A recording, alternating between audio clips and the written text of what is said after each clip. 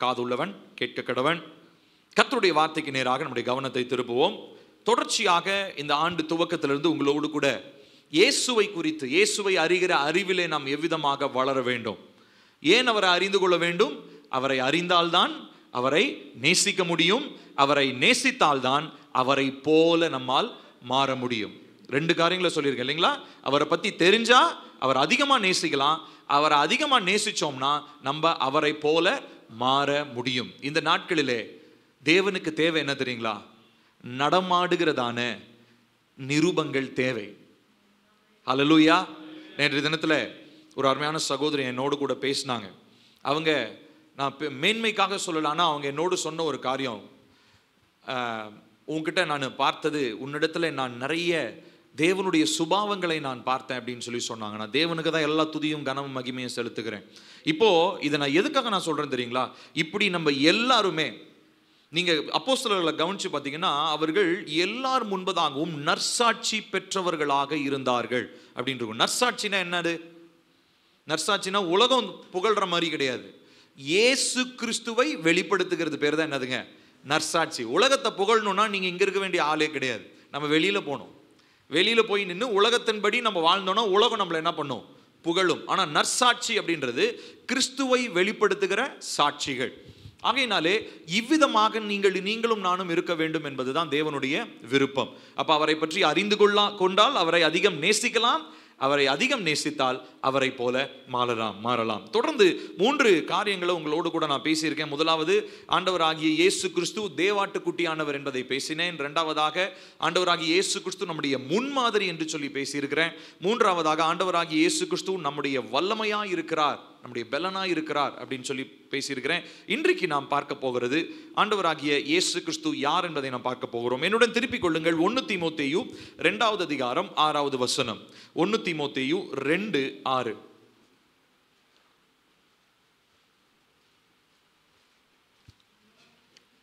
வாசிப்போமா? சத்தமாக வாசிக்கலாம். எல்லோரையும் மீட்கும் பொருளாக தம்மை ஒப்பு கொடுத்த மனுஷனாகிய கிறிஸ்து இயேசு அவரே, இதற்குரிய சாட்சி ஏற்ற காலங்களில் விளங்கி வருகிறது. இப்ப நல்லா கவனிக்கணும். இன்றைக்கு இயேசு கிறிஸ்துவை நம்முடைய மீட்கும் பொருளாக, ஆர் ransom, மீட்கும் பொருளாக அவர் நமக்காக வந்திருக்கிறார், நமக்காக வந்தார் என்பதை குறித்து அதனுடைய ஆழத்தை நாம் பார்க்க போகிறோம். இதுக்கு முன்னாடி நான் ஒரு சம்பவத்தை நான் உங்களுக்கு சொல்ல ஆசைப்படுகிறேன். கவனிங்க. ஜார்ஜ் என்கிறதான ஒரு மனிதன் 2003 மிகவும் இளம் வயதிலேயே, மிகவும் இளம் வயதுனா ஒரு 19 வயதிலேயே ஒரு பெண்ணை காதலித்து திருமணம் செய்யாமலேயே அந்த பெண்ணோடு கூட உறவு கொண்டு ஒரு குழந்தையை அவன் பெற்றெடுத்தான். 19 வயசு, அந்த பொண்ணுக்கு 18 வயசு. குழந்தை வளர்ந்தது, கருவில் இருந்தது. இவங்க 2 பேரும் தனியாக தான் இருந்தாங்க. குழந்தைய நிறை மாசமா அவங்க பெற்றெடுத்தாங்க, அந்த பெண் பெற்றெடுத்தா. ஆனால் ஜார்ஜுக்கு நிரந்தரமான ஒரு வேலை கிடையாது. 19 வயசுல பெரிய சம்பாதித்தெல்லாம் ஒன்றும் கிடையாது, படிப்பும் கிடையாது. சும்மா இவங்கெல்லாம் அப்படியே சுற்றிக்கிட்டு இருந்தவங்க. ஏதோ இன்ஃபேச்சுவேஷன் சொல்லலாம், காதல்னு சொல்ல முடியாது. அது ஒரு இச்சையில் உருவான ஒரு உறவு, அதில் பிறந்ததான ஒரு குழந்தை. இப்போ இந்த குழந்தைய பார்த்துக்கிறதுக்கு அவங்களுக்கு பலனும் கிடையாது, அவங்க பெற்றோர்களும் அவங்கள ஏற்றுக்கொள்ளலை, கையில் காசும் கிடையாது. அவங்க எப்படியோ சிரமப்பட்டு பெற்றெடுத்து ஒரு கவர்மெண்ட் ஹாஸ்பிட்டலில் பெற்றெடுத்து, குழந்தைய பார்த்து கொள்ள முடியாதுன்றனால நல்ல பெற்றோர்கள் மாதிரி அங்கேருந்து குழந்தைய நல்லா பேக் பண்ணி தூக்கிட்டு வந்து பஸ் ஸ்டாண்டில் இருக்கிறதான ஒரு பப்ளிக் டாய்லெட்டில் போட்டுட்டு போயிட்டாங்க. ஆண் குழந்தை. இப்போ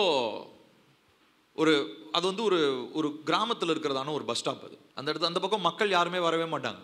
மக்கள் நடமாடுற இடமா இருந்தால் குழந்தை அழுகுற சத்தம் ஏதாவது கேட்கும். ஆனால் இப்போ போட்டுட்டு போயிட்டாங்க அந்த குழந்தை, ஏன்னா பார்த்துக்கொள்ள முடியல அப்படின்னு சொல்லிட்டு குழந்தைய போட்டுட்டு போயிட்டாங்க. இப்போது கொஞ்ச நேரம் கழித்து, கிட்டத்தட்ட 4-5 மணி நேரங்கள் அந்த குழந்தை எப்படி அழுதுருக்கும் பாருங்க. பச்சிளம் குழந்தை, அப்போ தான் பிறந்துச்சு. ரொம்ப கிட்டத்தட்ட ஒரு 6-7 மணி நேரம் கழிச்சு ஒரு தகப்பனும் ஒரு மகனும், அவர்கள் இருவரும் அந்த வழியாக அவங்க வேற ஒரு ஊருக்கு போறாங்க. போறவங்க அந்த வழியில் அந்த டாய்லெட் கிட்ட நின்று டாய்லெட் போகிறதுக்காக அவங்க காரை நிறுத்துனாங்க. நிறுத்தும் போது பார்த்தா அந்த இடத்துல வந்து பார்த்தீங்கன்னா குழந்தை அழுகிற சத்தம் கேட்குது. உடனே அந்த அப்பாவும் பையனும் சேர்ந்து, மனசு அவங்களுக்கு கேட்கல, போய் அந்த அந்த பையை பார்த்தா உள்ள ஒரு குழந்தை, ஆண் குழந்தை அழுது கொண்டு இருக்கிறது. இதை பார்த்த உடனே இவர்கள் இருவரும் அந்த குழந்தையை எடுத்துக்கொண்டு வேகமாக அருகாமையில் இருக்கிறதான ஒரு மருத்துவமனைக்கு போனாங்க. மருத்துவமனைக்கு போய் அந்த குழந்தை கரெக்டாக அது ரொம்ப கத்தி, அது டீஹைட்ரேட் ஆகி, அதாவது ரத்தம்லாம் தண்ணிலாம், அது தண்ணி சத்தெல்லாம் உடம்புல இருந்து குறைஞ்சி கிட்டத்தட்ட மரிக்கும் தருவாய்க்கு வந்துருச்சு. அந்த குழந்தைய மருத்துவமனைக்கு அந்த தகப்பனும் மகனும் சேர்த்து, அதுக்கப்புறம் கூடவே இருந்து மருத்துவம் பார்த்து, அப்போ போலீஸ் வந்து கேட்டாராம். போலீஸ் கேஸ் ஆயிடுச்சு. போலீஸ் ஆஃபீஸர் வந்து கேட்குறாரு, யார் இந்த குழந்தை எப்படி எடுத்துகிட்டு வந்தீங்க அப்படின்னோடனே இவங்க எல்லா காரியங்களையும் சொல்கிறாங்க. இந்த மாதிரி நாங்கள் வந்தோம், ஒரு குழந்தை மட்டும் இருந்தது அப்படின்னு சொல்லி. அதுக்கப்புறமா அந்த குழந்தைய அரசாங்கத்தினுடைய பொறுப்பில் வைத்து அவர்கள் விசாரித்து, அப்புறம் அவருடைய அந்த குழந்தையினுடைய பெற்றோரை அப்படி இப்படி விசாரித்து பிடிச்சிட்டாங்க. ஆனால் அவர்களுக்கு வந்து வசதி இல்லை. குழந்தைய வந்து நாங்கள் ஃபாஸ்டர் ஹோம்னு சொல்லுவாங்க. ஃபாஸ்டர் ஹோம்னா அனாதை இல்லம், அனாதை இல்லத்துக்கு நாங்கள் அனுப்பிடுறோம் அப்படின்னு சொல்லி அந்த அம்மாவும் அப்பாவும் அந்த அந்த பையனும் பொண்ணும் கொடுத்துட்டாங்க. இப்போது இந்த அப்பாவும் மகனும் மீட்டாங்க இல்லைங்களா, இவங்க இந்த செய்தியெல்லாம் கூட இருந்து பார்த்துக்கிட்டே இருக்கிறாங்க. ஆனால் இவங்களுக்கு மனசு கேட்கல. அவங்களுடைய அந்த அந்த கணவருடைய மனைவி இறந்துட்டாங்க. ஆனால் அதுக்கப்புறமா வந்து பார்த்திங்கன்னா அந்த குழந்தைய இவங்க போய் கவர்மெண்ட்டில் காண்டாக்ட் பண்ணி, அந்த குழந்தைய எங்ககிட்ட கொடுங்க, நாங்கள் வளர்க்குறோம். அப்போ அவங்க கேட்குறாங்க, உங்களுக்கு வீட்டில் பெண்ணே இல்லையே, உங்கள் மதர் இல்லை, ஒய்ஃப் இல்லை, எப்படி வளர்ப்பீங்க?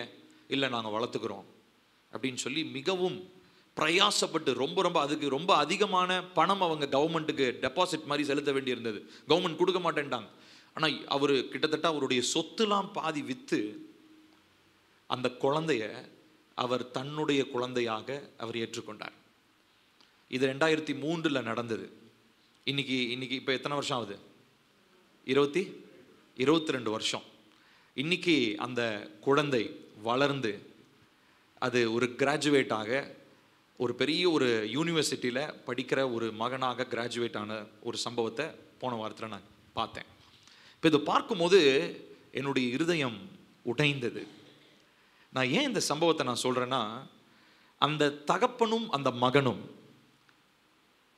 அவங்க குழந்தைய பார்த்தாங்க, எடுத்துகிட்டு போய் ஆஸ்பத்திரியில் கொடுத்துட்டு அவங்க பாட்டுக்கு அவங்க வேலையை பார்த்துட்டு போயிட்டே இருந்திருக்கலாம். ஆனால் ஏன் இந்த அளவுக்கு அந்த குழந்தையை பெறும்படி, தனக்கு சொந்தமான குழந்தையாக மாற்றிக்கொள்ளும்படி ஏன் இந்த அளவுக்கு அவங்க சிரமப்படணும்?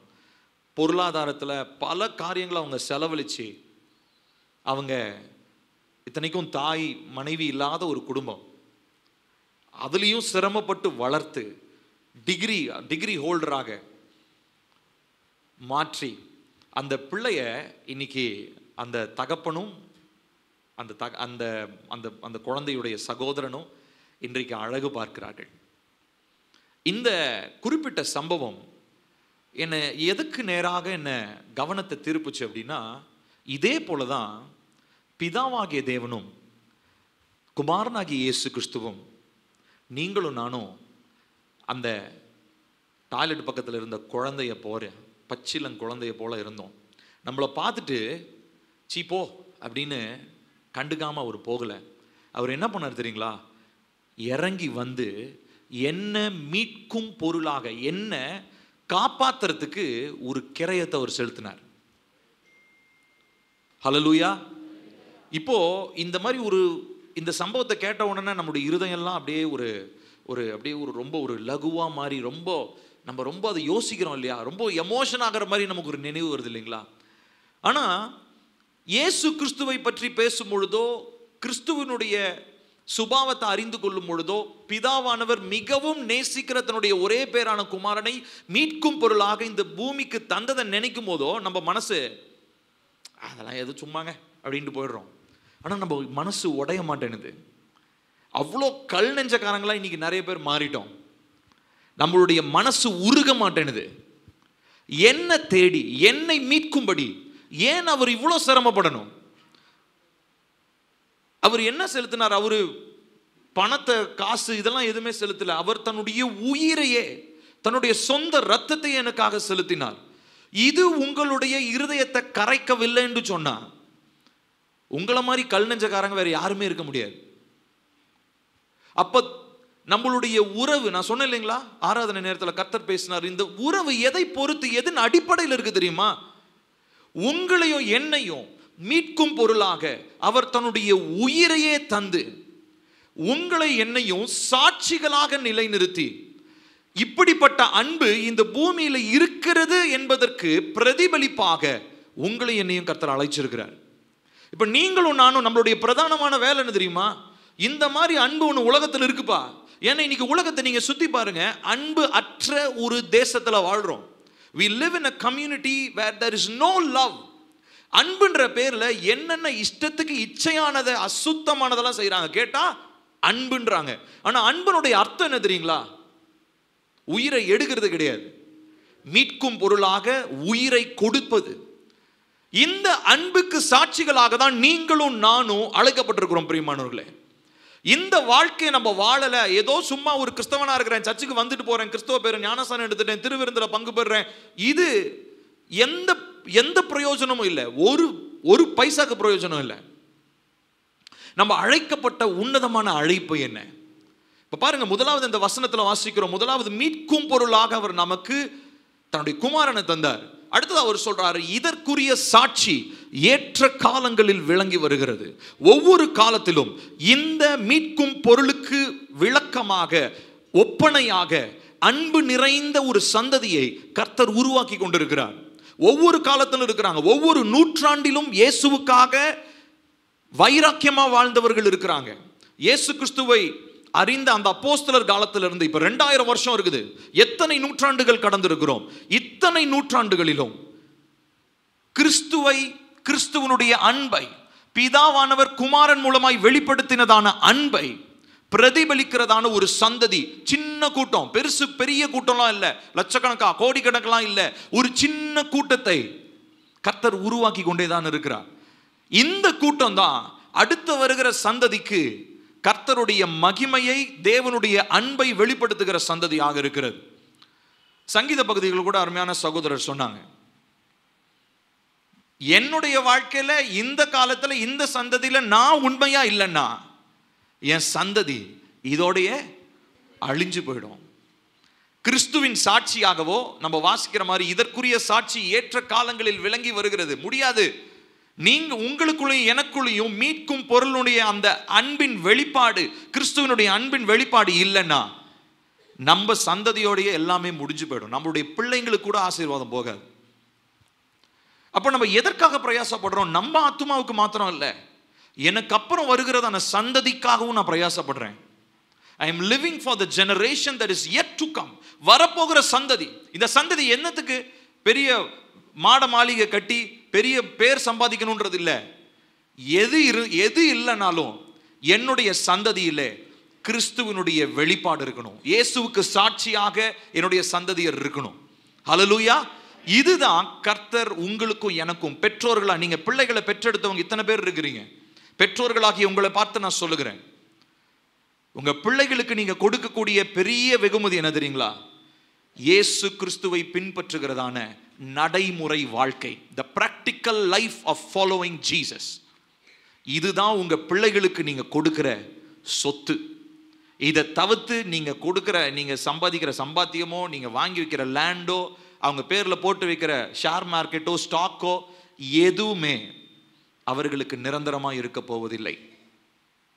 இப்ப இதனுடைய அடிப்படையில் இந்த நாளிலே நான் உங்களோடு கூட முக்கியமாக ஒரு சில காரியங்களை நான் பேச போகிறேன்.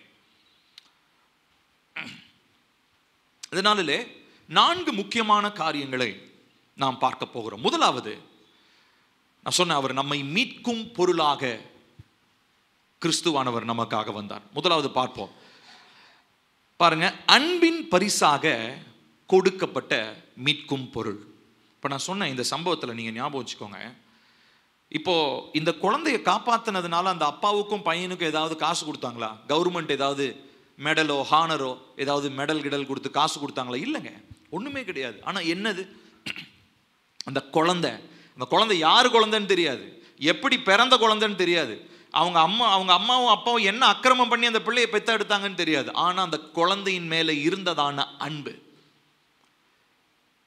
இப்போ அன்பின் நிமித்தமாக தான் முதலாவது மீட்கும் பொருள் கொடுக்கப்படுகிறது.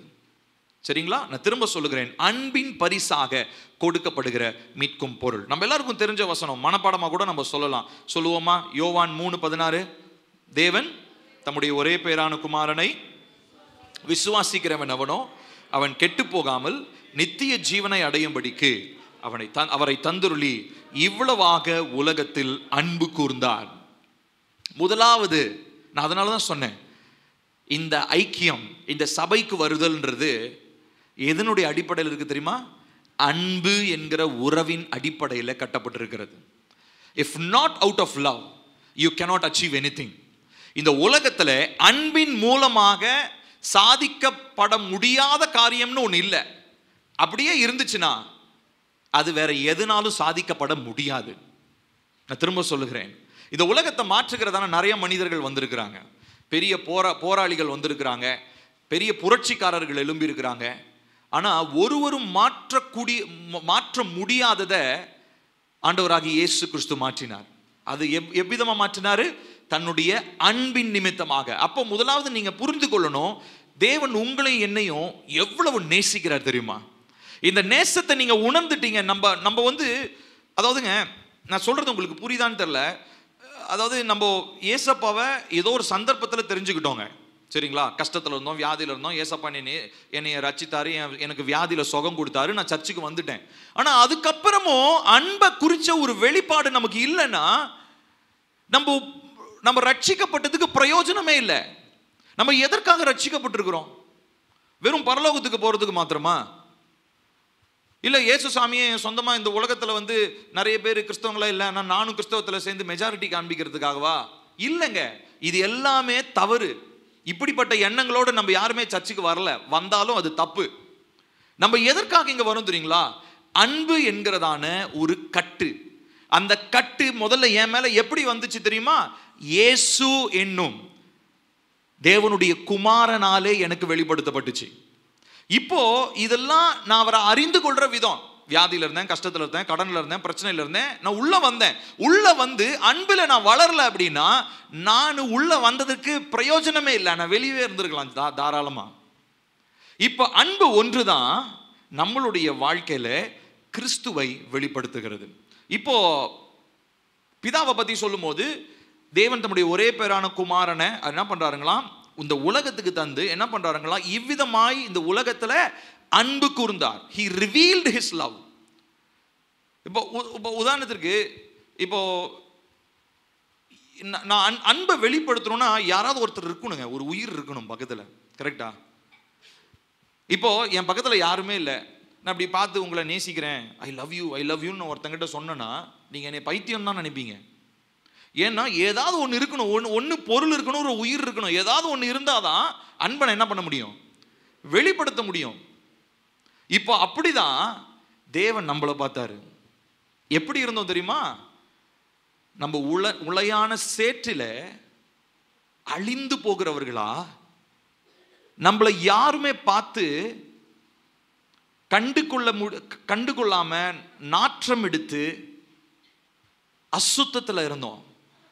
இப்படிப்பட்ட நம்மளை நேசிக்கிறார். முதலாவது நேசிச்சனால தான் தன்னுடைய குமாரனை இந்த பூமிக்கு அவர் கொடுத்தார். ஒரு சில வசனங்கள் நம்ம வாசிச்சோம்னா நமக்கு இன்னும் தெளிவாக புரியும். ரோமர் 5வது அதிகாரம் 8வது வசனத்தை நம்ம வாசிப்போம். ரோமர் 5வது அதிகாரம் 8வது வசனம். நாம் பாவிகளாயிருக்கையில் கிறிஸ்து நமக்காக மரித்ததினாலே தேவன் நம்மேல் வைத்த தமது அன்பை விளங்க பண்ணுகிறார். எப்போ மரிச்சாரா? 7வது வசனம் பாருங்க. நீதிமானுக்காக ஒருவன் மரிக்கிறது அரிது, நல்லவனுக்காக ஒருவன் மரிக்க துணிவான். ஆனா நீங்களும் நானும் பாவிகளாயிருக்கையில், while we were still sinners, பாவிகளாய் இருக்கும் போதே. பிரியமானவர்களே, எல்லாரும் என்னை நல்லா கவனிங்க. நம்ம கிட்ட இருந்து ஏதாவது எக்ஸ்பெக்ட் பண்ணி நம்மள அவர் காப்பாத்தல. இவன் ஏதாவது எனக்கு பெருசாகி எனக்கு சோறு போடுவான், எனக்கு ஏதாவது நல்லது பண்ணுவான், என்னை பத்தி 4 பேர்கிட்ட சொல்லுவான், என்னதை பத்தி இவர் நல்லவர், பெரியவர், வல்லவர் அப்படின்னு என்னை பத்தி புகழுவான். இதுக்காக அவர் நம்மளை அழைக்கல. அவருடைய அன்பை புரிந்து கொள்ளதான் நம்மளை அழைத்திருக்கிறார். இந்த அன்பை புரிந்து கொள்ள முடியலனா நம்மளுடைய வாழ்க்கை அர்த்தமற்ற வாழ்க்கை. Our life is meaningless and purposeless.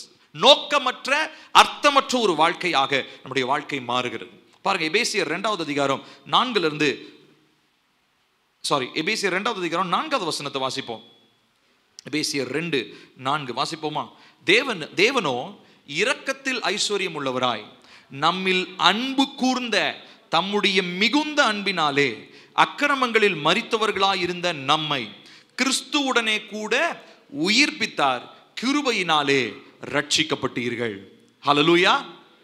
நம்ம எப்படி இருந்தோமா? அக்கிரமங்களில் மரித்தவர்களாய் இருந்தோம். So why did he come after us? எதற்காக நம்ம பின்னாடி வரணும்? ஏன் நம்மள கண்ணோக்கி பார்க்கணும்? அவருடைய கண்ணு எதுக்கு? நான் என்னைய பார்க்கணுங்க. கொஞ்ச நேரம் யோசிச்சு பார்த்துருக்கிறீங்களா நீங்க? உங்களால அவருக்கு ஏதாவது நல்லது நடக்குதா? நீங்க வர்றனால அவருக்கு ஏதாவது பெருசா கோட்டை கட்டி கொண்டாடுறாங்களா அவரை? இல்லைங்க. அப்ப எதுக்கு உங்களையும் என்னையும் அவர் தேடி வரணும்? ஏன்னா அவர் நம்மளை நேசிக்கிறாரு. நம்ம கிட்ட இருந்து ஒரு விஷயத்தையும் எதிர்பார்க்காம தான் நம்மளை நேசிக்கிறார். இவன் என்னை பத்தி 4 பேருக்கு சொல்லுவான் அப்படின்றனால என்னை ரட்சிக்கல, என்னை நேசிக்கல. என்கிட்ட எந்த எதிர்பார்ப்பும் இல்லாத காலத்திலேயே, நான் பாவியா இருந்த காலத்திலேயே அவருடைய கண்கள் என்னை பார்த்தது. ஹல்லேலூயா. எப்படிப்பட்ட கண்ணு தெரியுமா?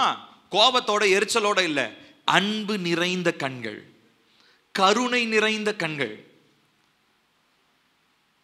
பிரியமானவர்களே, இந்த அன்பு தான் உங்களையும் என்னையும் இயக்குகிறது. It is what is pushing as forward. நம்மை முன்னுக்கு உந்தி தள்ளுகிறது கிறிஸ்துவனுடைய அன்பு. ஏன்னா நம்ம இருந்த நிலை என்னன்றதை நம்ம கொஞ்சம் நினைச்சு பார்க்கணும். நம்ம யாருமே அன்பை பத்தி அறிந்து கொண்ட உடனே நம்ம யாரும் நம்முடைய வாழ்க்கை மோசமாகலை. இன்ஃபேக்ட் நம்மளுடைய வாழ்க்கை ஆசீர்வாதத்துக்குள்ளதான் போயிருந்திருக்கு. யாராவது சொல்ல முடியுமா, இங்க நான் வந்தேன் இயேசுவை பத்தி என்கிட்ட சொன்னாங்க, இருக்கிற வாழ்க்கையும் நாசமா போச்சுன்னு யாராவது சொல்ல முடியுமா? இல்லை. நீங்க ஏதாவது அவருக்கு பெரிய காரியம், ஏதாவது கோயில் கட்டினீங்களா? அவருக்கு பெருசா ஏதாவது பெருசா சிலை செஞ்சு வச்சோமா? இல்லை ஏதாவது அவர் கேட்டாரா நம்ம கிட்ட? எதுவுமே நம்ம கிட்ட கேட்கல, எதுவும் நம்ம கொடுக்கவும் இல்லை.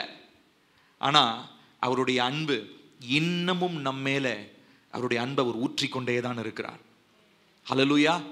இந்த அடிப்படையில தான் அவர் தன்னை மீட்கும் பொருளாக கொடுக்கிறத நம்ம பார்க்கிறோம். பாருங்க, 2 தெசலோனிக்கேயர் 2வது அதிகாரம் 16வது வசனத்தை வாசிப்போம். 2 தெசலோனிக்கேயர் 2வது அதிகாரம் 16வது வசனம்.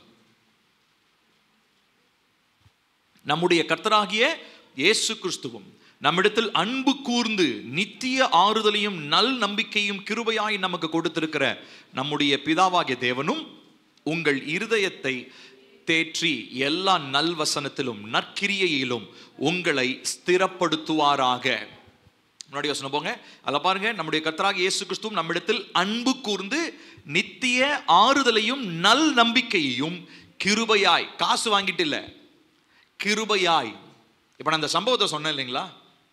இது ஜனவரி மாதம் 2003 நடந்துச்சு. இப்ப இந்த அப்பாவும் பையனும் அவங்க பாத்தீங்கன்னா, இந்த பையன் எனக்கு பெருசாகி எனக்கு நல்ல பேர் வாங்கி தருவான், எனக்கு வீடு கட்டி தருவான், நன்றி உள்ளவனா இருப்பான் அப்படின்றதை எதிர்பார்த்து அவங்க செய்யல. அவங்களுக்கு முதல்ல வந்தது என்ன தெரியுங்களா? அன்பு. அந்த குழந்தை மேல வந்த ஒரு கருணை, அந்த பச்சிளம் குழந்தை மேல வந்த ஒரு கருணை. பிரியமானவர்களே, நீங்க நல்ல ஒரு விஷயத்தை தெளிவாக புரிந்து கொள்ள வேண்டும். நம்ம எல்லாருமே we don't deserve God's love. நம்ம யாருக்குமே கர்த்தருடைய அன்புக்கு நம்ம யாருமே தகுதியானவங்களே கிடையாது. தெரியுமா உங்களுக்கு? இது நல்ல உங்க மனசுல நல்ல ஆழ பதிச்சு வச்சுக்கோங்க. அப்பனாதான் நன்றி உள்ள இருதயம் நமக்குள்ள வரும். நம்ம நிறைய பேர் எப்படி தெரியுமா இருக்கிறோம்? எனக்கு ஆண்டவர் செய்யணும், எனக்கு ஆண்டவர் செய்யணும். அதாவது we demand. நம்ம ஆண்டவர்கிட்ட நம்ம என்ன பண்றோம்னா முறையிடுறோம். எனக்கு ஆண்டவர் நீங்க செய்யுங்க ஆண்டவரே. நம்ம உரிமையா பிள்ளையா கேட்கறது வேற. ஆனா அன்பு இல்லாம பிள்ளை மாதிரி நிறைய பேர் நடிப்பாங்க. அவங்க கிட்ட தேவ அன்பு இருக்காது, உறவில் இருக்க மாட்டாங்க. ஆனா ஜெபம் எப்படி இருக்கும்னா, ஆண்டவரே எனக்கு இதை செய்யும், அதை செய்யும், இதை பண்ணும், அதை பண்ணும். அது அவருக்கு எவ்வளவு வேதனை உண்டாக்கும் தெரியுங்களா? ஆனா முதலாவது நீங்க ஒரு விஷயத்தை புரிஞ்சுக்கோங்க பிரியமானவர்களே, நம்ம யாருமே அவரிடத்துல அவிதமா பேசுறதுக்கு நமக்கு தகுதியே கிடையாது. நம்ம டிமாண்ட் பண்ணவே முடியாது அவர்கிட்ட. ஏன்னா நம்ம எப்படிப்பட்ட நிலையில் இருக்கும்போது நம்மளை ரட்சித்தாருன்றதை நம்ம மறந்து விடக்கூடாது. இன்னும் அவருடைய அன்பு அதே போலதான் இருக்குது. நம்மளை என்னைக்கு ரட்சித்தார் அன்னைக்கு நம்ம மேல என்ன அன்பை வச்சிருக்காரோ அதே அன்புல அவர் தான் அவர் இருக்கிறார். அவருடைய தன்மை மாறவே இல்லை. அவரை பத்தி நம்ம வாசிக்கிறோம், ஆண்டவராகிய இயேசு கிறிஸ்து நேற்றும் இன்றும் என்றும். அப்போ அன்னைக்கு காண்பிச்ச அதே அன்பு தான் இன்னைக்கும் இருக்குது. சிலுவையில காண்பிச்ச அதே அன்பு தான் இன்னமும் நான் உணர்றேன். இந்த அன்பு தான் நம்மை இந்த நாட்களிலே இந்த நித்திய வாழ்விலே நம்மளை நிலைநிறுத்துகிறது. 1 யோவான் 3வது அதிகாரம் 1வது வசனத்தை நாம் வாசிப்போம். 1 யோவான் 3வது அதிகாரம் 1வது வசனம். நாம் தேவனுடைய பிள்ளைகள் என்று அழைக்கப்படுவதனாலே பிதாவானவர் நமக்கு பாராட்டின அன்பு எவ்வளவு பெரிதென்று பாருங்கள். உலகம் அவரை அறியாதபடியினாலே நம்மையும் அறியவில்லை. திரும்ப எல்லாரும் கொஞ்சம் நிறுத்தி நிதானமா வசனத்தை சத்தமா வாசிக்கலாமா? படிக்க தெரிஞ்சவங்க. நாம் தேவனுடைய பிள்ளைகள் என்று அழைக்கப்படுவதனாலே பிதாவானவர் நமக்கு பாராட்டின அன்பு எவ்வளவு பெரிதென்று பாருங்கள். உலகம் அவரை அறியாதபடியினாலே நம்மையும் அறியவில்லை. இப்போ அந்த சம்பவம் சொன்ன இல்லைங்களா? இப்போ இந்த கிராஜுவேட் ஆன இந்த பச்சிலம் குழந்தை இப்போ 22 வயசுல கிராஜுவேட் ஆகி ஒரு டிகிரி ஹோல்டராக வந்துட்டான் அந்த பையன். அந்த பையன்கிட்ட போய் அப்பா யாருன்னு என்ன சொல்லுவாங்க? யாருங்க சொல்லுவான்? ஒருவேளை அவங்க அம்மா அப்பாலாம் கண்டுபிடிச்சிட்டாங்க, பயாலஜிக்கல் ஃபாதர் மதர் தெரியும். ஆனால் இப்போ அவன் யாரை அப்பான்னு சொல்றதுக்கு தான் அவனுக்கு பெருமை இருக்கும் தெரியுமா? அவனை காசு கொடுத்து, கவர்மெண்ட்ல இருந்து காசு கொடுத்து அனாதை இல்லத்துக்கு அனுப்பாதீங்க எனக்கு கொடுங்கன்னு சொல்ற அந்த அப்பாவை தான் என்னன்னு சொல்லுவான்? அப்பான்னு சொல்லுவான். உண்மையா உணர்வுள்ள இருதயம் உள்ளவனா இருந்தா அவன் அவரை தான் அப்பான்னு சொல்லுவான். பெத்தவங்களை அப்பான்னு சொல்ல மாட்டான். ஏன் தெரியுமா? இங்க வாசிக்கிறோம், பிதாவானவர் நமக்கு பாராட்டின அன்பு எவ்வளவு பெரிதென்று பாருங்கள். It is so big. அவரை பத்தி, அவருடைய அன்பை பத்தி சொல்லும் போது அப்போஸ்தலனாகிய பவுல் கூட சொல்றாரு, அவருடைய அன்பு, அதாவது அவர் ஜெபம் பண்றாரு. எபேசியர்ல நம்ம வாசிக்கிறோம், அவருடைய அன்பின் அகலம் ஆழம் நீளம் உயரம் இதெல்லாம் இன்னதென்று நீங்கள் உணரணும்பா. என்னுடைய பிரேயர் என்ன தெரியுங்களா? என்னுடைய ஜெபம் சபைக்கு, ஏசப்பா என்னுடைய சபை மக்கள் ஒவ்வொருத்தரும் ஏசப்பா அவருடைய அன்பின் அகலம் ஆழம் நீளம் உயரம் எல்லாவற்றையும் உணரணும், கிரகிக்கணும், அவங்க புரிந்து கொள்ளணும். உணர்வுள்ள இருதயம் அவங்களுக்கு இருக்கணும். அப்போஸ்தலனாகிய பவுல் ஜெபிக்கிற அதே ஜெபத்தை தான் நான் சர்ச்சுக்கு ஜெபம் பண்ணும்போது இதே வசனம் தான் நான் ஜெபம் பண்ணுவேன். ஆண்டவரே எங்க சர்ச்சில் இருக்கிற ஒவ்வொருத்தரும் எப்படி தெரியுமா இருக்கணும்? தேவனுடைய அன்பின் அகலம் ஆழம் நீளம் உயரம் எல்லாவற்றையும் மேல கீழே லெஃப்ட் ரைட்டு சுத்தி அதனால அவ்வளவு ஆழமானது. அந்த ஆழமான அன்பை ருசி பார்க்கிற ஜனமாக என் சபையை மாற்றுங்கப்பா. ஹல்லேலூயா. பிரியமானவர்களே, கிறிஸ்துவனுடைய அன்பு நம்மை நெருக்கி ஏவுகிறதா இருக்கிறது. 1 யோவான் 4வது அதிகாரம் 9 அதே அடுத்த அதிகாரம் 1 யோவான் 4வது அதிகாரம் 9 10 வசனங்களை வாசிக்கலாமா? வாசிப்போம். தம்முடைய ஒரே பேரான குமாரனாலே நாம் பிழைக்கும்படிக்கு தேவன் அவரை இவ்வுலகத்திலே அனுப்பினதினால் தேவன் நம்மேல் வைத்த அன்பு வெளிப்பட்டது. அடுத்த வசனம், நாம் தேவனிடத்தில் அன்பு கூர்ந்ததினால் அல்ல, அவர் நம்மிடத்தில் அன்பு கூர்ந்து நம்முடைய பாவங்களை நிவிர்த்தி செய்கிற கிருபாதார பலியாக தம்முடைய குமாரனை அனுப்பினதினாலே அன்பு உண்டாயிருக்கிறது. ஹல்லேலூயா. It is not because we loved him first. நாம் அவரை முதல்ல நேசிக்கல, அவர் என்னை நேசித்தார். அவர் என்னை நேசிச்சு தன்னுடைய ஒரே பேரான குமாரனை அவர் எனக்கு தந்தார். இவ்விதமாக மீட்கும் பொருளாக அவர் தன்னுடைய அன்பை வெளிப்படுத்தினார். ஹல்லேலூயா. அடுத்தது ஸ்லைடுக்கு போங்கப்பா. இரண்டாவது நாம் பார்க்கிறது, அவர் நம்முடைய பாவங்களுக்கு பதிலாக கொடுக்கப்பட்ட மீட்கும் பொருள். பாருங்க, ஒரு போட்டோவில் போட்டிருக்கிறேன். இவர் கை என்ன ஆயிருக்குன்னா சங்கிலி போட்டு கட்டி வச்சிருக்கிறாங்க. இவரால் எதுவுமே பண்ண முடியாது. இப்போ இந்த சங்கிலியிலிருந்து இவர் வெளியே வரணும், இந்த சங்கிலி போட்டு கட்டி வச்சிருக்கிறாங்கன்னா இப்போ இதுக்கு பதிலாக யாராவது ஒருத்தர் அவர் செஞ்ச தப்புக்கு பதிலாக என்ன பண்ணணும்? தண்டனையை ஏற்றுக்கணும். ஸோ முதலாவது அன்பின் வெளிப்பாடு, மீட்கும் பொருள். ரெண்டாவதா பாவத்திலிருந்து, அதாவது எனக்கும் தேவனுக்கும் இருக்கிறதான அந்த உறவை எதனால ஆதாம் ஏவாள் இழந்து போனாங்க? தங்களுடைய கீழ்ப்படியாமையினாலே. கரெக்டு தானே? கீழ்ப்படியாமையினால என்ன பண்ணாங்க? தங்களுடைய உறவை இழந்து போனாங்க. ஆனா இப்ப அந்த இழந்து போன அந்த உறவை, இழந்து போனதான அந்த ஐக்கியத்தை, இழந்து போனதான அந்த நெருங்கின வாழ்வை, இப்ப எது நிமித்தமா இழந்து போச்சு? பாவம், சின். பாவம் தான் அடிப்படை. என்னையும் தேவனையும் பிரிக்கிறது பாவம். இப்ப இந்த பாவத்திலிருந்து மீட்கும் பொருளாக அவர் தம்மையே நமக்கு கொடுத்த தேவனாக இருக்கிறார். வாசிப்போம் கலாத்தியர் 1வது அதிகாரம் 3லிருந்து 4 வசனங்கள். கலாத்தியர் 1வது அதிகாரம் 3லிருந்து 4 வசனங்கள். பிதாவாகிய தேவனாலும் நம்முடைய கர்த்தராகிய இயேசு கிறிஸ்துவினாலும் உங்களுக்கு கிருபையும் சமாதானமும் உண்டாவதாக. அவர் நம்மை இப்பொழுது இருக்கிற பொல்லாத பிரபஞ்சத்தினின்று விடுவிக்கும்படி நம்முடைய பிதாவாகிய தேவனுடைய சித்தத்தின்படியே நம்முடைய பாவங்களுக்காக தம்மை தாமே ஒப்பு கொடுத்தார். போதும். திரும்ப இந்த கடைசி வசனத்தை மட்டும் சத்தமா வாசிக்கலாமா? அவர் நம்மை இப்பொழுது இருக்கிற பொல்லாத பிரபஞ்சத்தினின்று விடுவிக்கும்படி நம்முடைய பிதாவாகிய தேவனுடைய சித்தத்தின்படியே நம்முடைய பாவங்களுக்காக தம்மை தாமே ஒப்பு கொடுத்தார். நல்லா கவனிக்கணும். அந்த நம்முடைய பாவங்களுக்காக இருக்கு பார்த்தீங்களா, அதை நீங்க மார்க் பண்ணிக்கோங்க. இதுதான் ரெண்டாவது நம்ம புரிந்து கொள்றது. மீட்கும் பொருளா அவர் எதுக்காக வந்தார்னா நம்முடைய பாவங்களுக்காக. இப்ப கவனிக்கணும். அதுக்கு முன்னாடி இருக்கிற வசனத்தை பாருங்க. அதே வசனத்துல முன்னாடி இருக்கிற வார்த்தையை பாருங்க. இப்பொழுது இருக்கிற பொல்லாத, இப்ப நம்ம வாழ்ற பிரபஞ்சம் என்னதுங்க? உலகம். இப்ப இருக்கிற இந்த பொல்லாத சமுதாயம், the society that we live in, நம் வாழுகிற இந்த சமுதாயம், நம் வாழுகிற இந்த தேசம், இது எப்படி இருக்கு தெரியுமா? மிகவும் பொல்லாததா இருக்கிறது. மிகவும் மிகவும் பொல்லாததா இருக்கிறது. நேற்று நான் பார்த்த ஒரு உதாரணத்தை சொல்றேன். என்னுடைய போன்ல டெம்பர்ட் கிளாஸ் உறைஞ்சிச்சு. என்ன பண்ணேன், நேற்று போய் மாற்றுறதுக்காக ஒரு மொபைல் சர்வீஸ் சென்டருக்கு போயிருந்தேன். அங்கே நல்ல பெரிய கடை தான். பெரிய டேபிளில் போட்டு ஒரு நிறைய பேர் இந்த ஃபோனில் ரிப்பேர் பண்ணுவாங்க இல்லைங்களா, அவங்களாம் உட்காந்துட்டு இருந்தாங்க. இதில் 4 பேர் உட்காந்துருக்குறாங்க. அதில் 4 பேருமே ஃபோன் யூஸ் பண்ணிட்டு இருந்தாங்க. ஏன்னா கஸ்டமர் யாருமே இல்லை. போர் அடிக்கிற நேரத்தில் என்ன பண்ணிட்டு இருக்கிறது? ஃபோன் பார்க்கறது தான். இதில் எனக்கு நான் ரொம்ப, அதாவது நம்ம சமுதாயம் எவ்வளோ கெட்டு போயிருக்குன்றதை நான் நேற்று கண் கூட நான் பார்த்தேன். அதில் ஒருத்தன் வந்து ஏதோ ஒரு வீடியோ பார்க்குறான். அந்த வீடியோவில் அது என்னன்னு எனக்கு தெரியல, ஏன்னா அந்த பக்கம் நான் கடைக்கு வெளியே இருக்கேன். அந்த வீடியோவில் வர்ற சத்தம் மிகவும் ஒரு மாதிரி ஆபாசமான ஏதோ ஒரு படத்தை பார்க்குறாங்க. சரிங்களா? நல்ல ஃபுல் வால்யூமில் இருக்கு ஃபோனு. ஆபாசமான ஏதோ ஒரு படத்தை பார்க்குறாங்க. ஒருத்தன் பக்கத்தில் பார்த்துட்டு பக்கத்தில் இருக்கிறவங்களாம் காமிக்கிறாங்க. 3 பேர். நான் முன்னாடி ஒருத்தன் நிற்கிறேன். நான் நிற்கிறது கூட தெரியாமல், இல்லை நிற்கிறது அவங்க வந்து கண்டுக்கலையா இல்லை என்னை மனுஷனாவே மதிக்கலையான்னு எனக்கு தெரியல. அவங்க கூசாம உட்காந்து நல்லா ரசிச்சு 3 பேரும் பார்த்துட்டு இருக்காங்க. இப்போ இது நம்ம எப்படி எடுத்துக்குவோம்? அந்தரங்கமான ஒரு செயல், கணவனுக்கும் மனைவிக்கும் மாத்திரம் அங்கீகரிக்கப்பட்ட தேவனுடைய செயல்.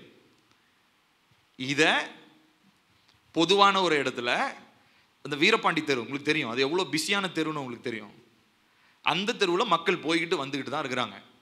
அதில் அந்த கடையில் ஒருத்தர் பார்க்குறாரு. பக்கத்தில் இருக்கிற 2 பேரும் அவன் ஸ்க்ரோல் பண்ணுறதை நிறுத்திட்டு இவனுடைய ஃபோனை எட்டி பார்த்துட்டு இருக்கிறாங்க. எனக்கு என்ன, என் ஃபோன் வர உள்ளே இருந்துச்சுன்னா நான் கிளம்பி ஓடியே போயிருப்பேன். நான் என் ஃபோனை உள்ளே வாங்கி அவங்க அந்த டெம்பர் கிளாஸ் ஒட்டிக்கிட்டு இருக்கானுங்க. அங்கே பார்த்தீங்கன்னா அந்த கடையில் உள்ளெல்லாம் 4 பேர் இருக்கிறாங்க. உள்ளெல்லாம் ஒருத்தர் ரிப்பேர் பண்ணிட்டு இருக்காங்க. அவங்களாம் எவனுக்குமே, அப்புறம் இவனுக்கு ரெகுலராக பண்ணுறானுங்க போல, இதை எவனுக்குமே எந்த சலனமும் இல்லை. நான் யோசிச்சேன், எப்பா எப்படிப்பட்ட உலகத்தில் நம்ம வாழ்றோம். அதாவது கொஞ்சம் கூட வெட்கமே இல்லாம, கொஞ்சம் கூட ஒரு சலனமே இல்லாம சாதாரணமா நம்ம போனை பார்க்குற மாதிரி அந்த விஷயத்தை அவங்க பார்த்துட்டு இருக்கிறாங்க.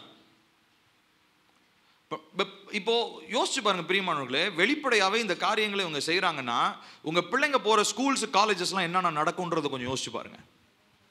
உங்க வாலிப பிள்ளைங்க போற காலேஜஸ்ல என்ன நடக்குதுன்றதை கொஞ்சம் சிந்திச்சு பாருங்க. அங்க பேசப்படுகிற வார்த்தைகள் என்னவா இருக்கும்? அப்போ அங்க இருக்கிறதான பழக்க வழக்கங்கள் எப்படி இருக்கும் கொஞ்சம் யோசிச்சு பாருங்களேன். அப்ப இவ்வளவு மோசமான ஒரு உலகத்துல அசுத்தமும் அசிங்கமான காரியங்களும் நிறைஞ்சிருக்கிற இந்த உலகத்துல பாருங்க, அந்த வசனம் ரொம்ப அழகா போட்டிருக்குது, இதுல இருந்து விடுவிக்கும்படி. இப்ப பாருங்க, அன்புன்றதே விடுதலைக்கு தாங்க, அதாவது ஆணி வேறா இருக்குது. அன்பு இல்லைன்னா விடுதலை நமக்கு கிடையாது.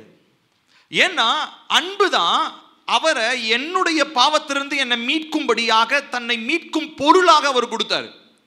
ஏன்னா இல்லைன்னா நான் என்ன பண்ணியிருந்திருப்பேன், அப்படிப்பட்ட அந்த உலகம் அழிந்து போகிற அசுத்தமான உலகத்திற்கு பங்குள்ளவனான நானும் இருந்திருப்பேன். பிரியமானவர்களே, நான் உங்களுக்கு சொல்றது புரியுதுங்களா? நம்ம வாழ்றதான உலகம் மிகவும் கொடிதான ஒரு உலகங்க. கொடிதுனா, அதாவது கொடிதுனா வயலண்ட் அப்படின்னு நான் சொல்ல முடியாது. வயலன்ஸ் ஒரு பக்கம் இருக்கலாம், ஆனா ஜென்ம சுபாவம் அப்படின்றது அதிகமாகி இப்ப ஜென்ம சுபாவம் மாத்திரம் இல்லை, இப்ப ஜென்ம சுபாவத்தோட சேர்ந்து பிசாசனுடைய தந்திரமான கிரியைகள் கண்ணு முன்னதாகவே வெட்ட வெளிச்சத்துல எல்லா அசுத்தங்களும் நடந்து கொண்டிருக்கிறது. இதுல இருந்து மீட்கும்படியாக தான் கர்த்தர் நம்மளை என்ன பண்ணிருக்கிறாருங்க, நம்ம மேல அன்பு கூர்ந்தார். ஆனா நம்ம உலகத்தினுடைய அமைப்பின் பின்னாடி நம்ம போகும்போது நம்ம என்ன தெரியுங்களா பண்றோம், அவருடைய அன்பை பார்த்து காரி துப்பிட்டு அவமானப்படுத்திட்டு போறவங்களா இருக்கிறோம். யோசிச்சு பாருங்க, இது உங்களுக்கு யாராவது ஒருத்தங்க அப்படி செஞ்சாங்கன்னா நீங்க எப்படி இருப்பீங்க? இப்போ உதாரணத்துக்கு இப்போ நான் அந்த சம்பவத்தை சொன்னேன் இல்லைங்களா, இப்போ அந்த பையன் கீழே இருந்து பச்சிலம் குழந்தை மீட்கப்பட்ட அந்த குழந்தை தன்னுடைய இஷ்டத்துக்காக வளர்த்த அப்பாவையும் அந்த அண்ணனையும் காரி துப்பிட்டு போனா அவங்களுக்கு எப்படி இருக்கும்? உங்களுக்கு யாராவது நீங்க நன்மை செஞ்சு எதிர்பார்க்காம ஒருத்தங்களுக்கு நன்மை செஞ்சீங்க, உங்களை யாராவது அப்படி அவமதிக்கணும்னு அவசியம் இல்லை, உங்களுடைய அன்பை புரிஞ்சுக்கலன்னா உங்களுக்கு எப்படி இருக்கும்? உங்களுடைய இருதயம் எப்படி வேதனைப்படும்? எவ்வளோ இல்லைங்களா? யோசிச்சு பாருங்க. ஹியூமன்லி அது ஒரு எமோஷனை தாண்டி அது ஒரு உடைப்புங்க. அது நம்மளால சரி செய்ய முடியாத ஒரு காயம், அது அப்படிப்பட்ட காயம். ஆனா இதை தான் உலகத்தை பின்பற்றும் போது ஒவ்வொரு முறையும் நம்ம ஏசப்பாவுக்கு செய்யறோம். இன்ஃபேக்ட் இதை விட அவர் இன்னும் காயப்படுகிறார். நான் என் இஷ்டத்துக்கு என்னுடைய விருப்பங்களை நான் நிறைவேற்றும், எனக்கு இது என்னுடைய விருப்பம், நான் இதை தீர்மானிச்சிருக்கிறேன், இது என்னுடைய காரியம், என்னுடைய ஆசை, இது என்னுடைய விருப்பம் இது என்று சொல்லி எனக்காக நான் வாழும் பொழுது நான் ரத்தம் சிந்தி மீட்ட அவருடைய அன்பை காயப்படுத்துகிறேன். அவருடைய இருதயத்தை நான் திரும்ப காயப்படுத்துறேன். இன்ஃபேக்ட் அப்போஸ்தலனாகிய பவுல் சொல்றாரு, ஆண்டவருடைய அன்பை ருசி பார்த்தும் அவருடைய பரம ஈவை விட்டு விலகுறவங்க இயேசு கிறிஸ்துவை 2வது தாட்டி சிலுவையில் அறையிறாங்களாம். எவ்வளவு ஆழமான வார்த்தை, கொஞ்சம் யோசிச்சு பாருங்க. எவ்வளவு சீரியஸா நீங்க இதை யோசிச்சு பார்க்கணும் தெரியுமா? பிரியமானவர்கள் எல்லாரும் என்னை பாருங்களேன், இயேசுவை திரும்ப சிலுவையில் அறையணும்னு நீங்க ஆசைப்படுறீங்களா யாராவது? ஆனா நம்மளுடைய செய்யற செயல் உலகத்தின் அடிப்படையில் இருக்கும் பொழுது நாம் திரும்ப இயேசுவை சிலுவையில் அறைந்து கொண்டிருக்கிறோம். இது கர்த்தர் சபையாகிய நம்ம கிட்ட தெளிவா பேசுறாரு. இயேசப்பா யாருன்னு தெரிஞ்சோம், அவருடைய அன்பு என்னன்னு புரிஞ்சோம், இன்னும் போய் அவரை சிலுவையில அறையணும்னு நினைக்கிறோமே. நம்மள மாதிரி மோசமானவங்க யாருமே இருக்க முடியாது தெரியுமா? இப்ப பாருங்க பிரியமானவர்களை, உங்க விருப்பம், அதாவது நம்மளுடைய சுய விருப்பத்தின்படி எனக்கு ஆசையாய் தோன்றுகிற, என் கண்களுக்கு விருப்பமாய் தோன்றுகிற பாதையில நான் நடக்கும் பொழுது, இப்பிரபஞ்சத்தின் இந்த உலகத்தினுடைய போக்கில நான் போகும் பொழுது நான் அவருடைய அன்புக்கு துரோகம் செய்கிறவனாய் இருக்கிறேன். ஓசியான் ஒரு தீர்க்கதரிசி இருக்கிறார். நீங்க அவர் படிச்சு பைபிள் படிச்ச அந்த தீர்க்கதரிசன புத்தகத்தை படிச்சவங்களுக்கு தெரியும். அவள மாதிரி மோசமான பெண் யாருமே இருக்க முடியாது. ஆமா, ஓசியாவை பார்த்து ஆண்டவர் சொல்றாரு, அந்த அம்மா பேர் கோமர், அந்த அம்மாவை போய் கல்யாணம் பண்ணுன்றார். அந்த அம்மா யார் தெரியுமா? வேசி, விபச்சாரம் செய்யற லேடி.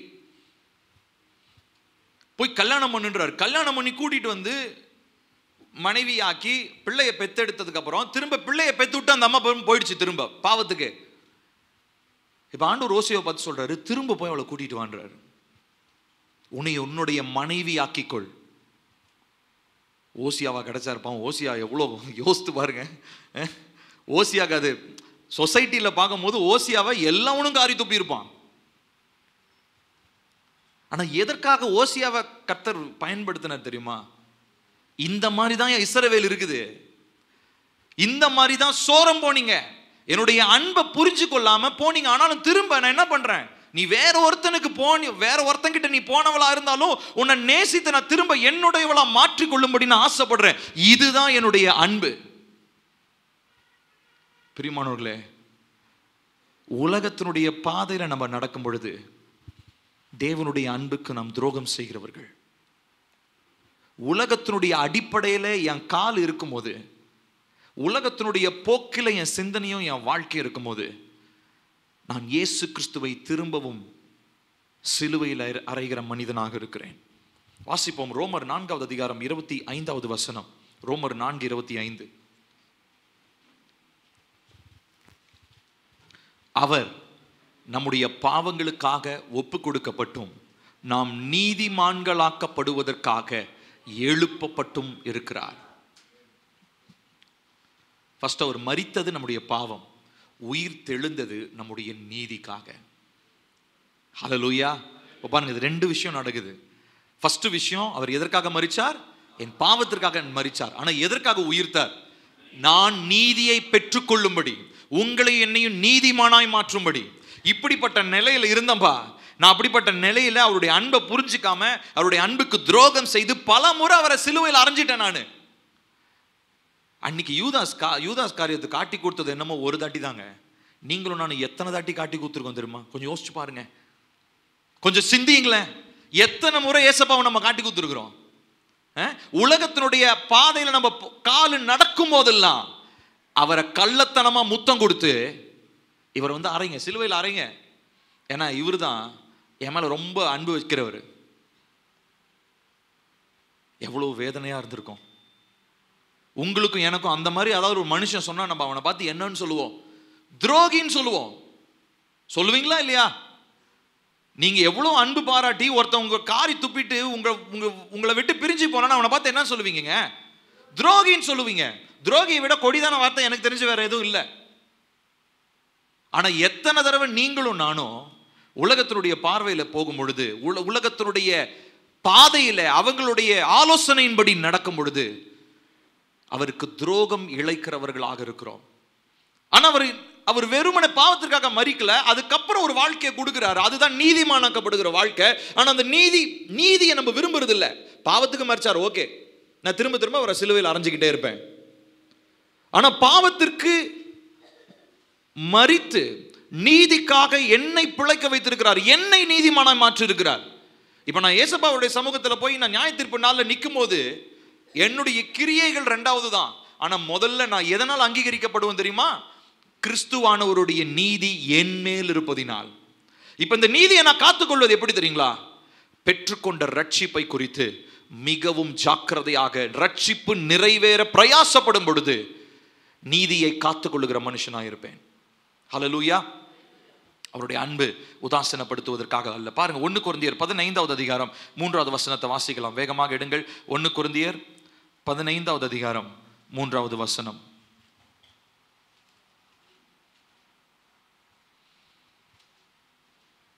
நான் அடைந்தும் உங்களுக்கு பிரதானமாக ஒப்புவித்ததும் என்னவென்றால், கிறிஸ்துவானவர் வேத வாக்கியங்களின்படியே நமது பாவங்களுக்காக மரித்து அடக்கம் பண்ணப்பட்டு வேத வாக்கியங்களின்படி 3ஆம் நாளில் உயிர்த்தெழுந்தார். போதும் போதும். இப்ப பாருங்க, இதுதான் சுவிசேஷத்தினுடைய சுருக்கம்னு சொல்லலாம்.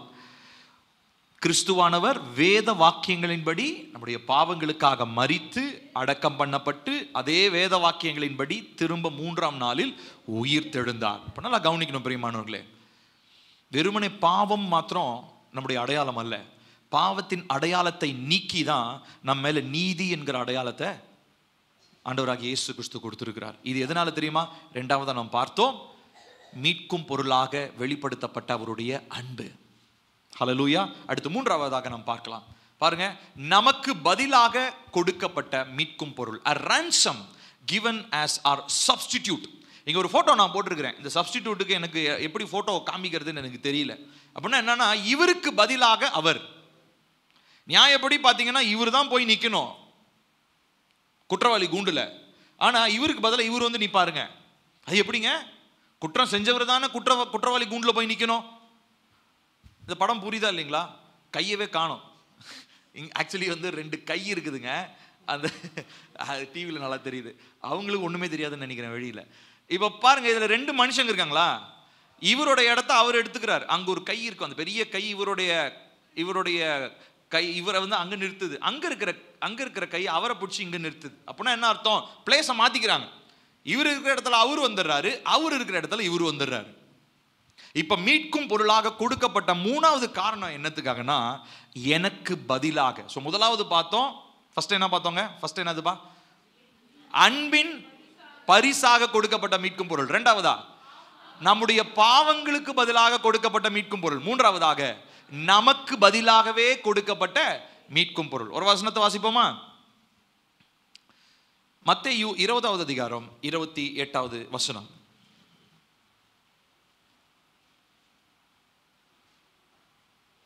வாசிப்போமா? அப்படியே மனுஷகுமாரனும் ஊழியம் கொள்ளும்படி வராமல் ஊழியம் செய்யவும் அநேகரை மீட்கும் பொருளாக தம்முடைய ஜீவனை கொடுக்கவும் வந்தார் என்றார். இதை எங்க சொல்றாருன்னா, அவங்களுடைய காலை கழுவும் போது சீஷர்களுடைய காலை கழுவினார். அப்போ பேதுரு சொல்றார், ஐயா நீங்க போதகரே, நீங்க என் காலை கழுவுறீங்க அப்படின்னு உடனே அப்புறம் அந்த சம்பவம்லாம் நமக்கு தெரியும். அப்போ அவர் சொல்றாரு, எதற்காக நான் வந்திருக்கிறேன் அப்படின்னு சொல்லி சொன்னா, ஊழியம் கொள்ளும்படி வராமல் ஊழியம் செய்ய அநேகரை மீட்கும் பொருளாக தம்முடைய ஜீவனை கொடுக்கவும் வந்தார். ஒரு வசனத்தை வாசிப்போம். ஏசாயா 53:10.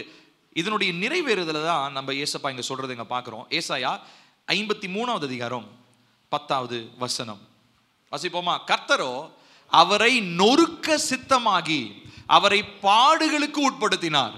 அவருடைய ஆத்துமா தன்னை குற்ற நிவாரண பலியாக ஒப்பு கொடுக்கும் போது அவர் தமது சந்ததியை கண்டு நீடித்த நாளாயிருப்பார். கர்த்தருக்கு சித்தமானது அவர் கையினால் வாய்க்கும். போதும். இப்ப கவனிங்க, ஆண்டவர் என்ன பண்றாருங்களா? குமாரனை என்ன சித்தமா? நொறுக்க. அப்படின்னா என்ன அர்த்தங்க? சொல்லுங்களேன். உங்க பையனை வேற ஒருத்தர் நல்ல சாட்டையை வச்சு வெளுன்னு வெளுக்கிறதுக்கு உங்க பையனை கொண்டு போய் நீங்க நிறுத்துவீங்களா? குட்டி பையன்னு வச்சுக்கோ.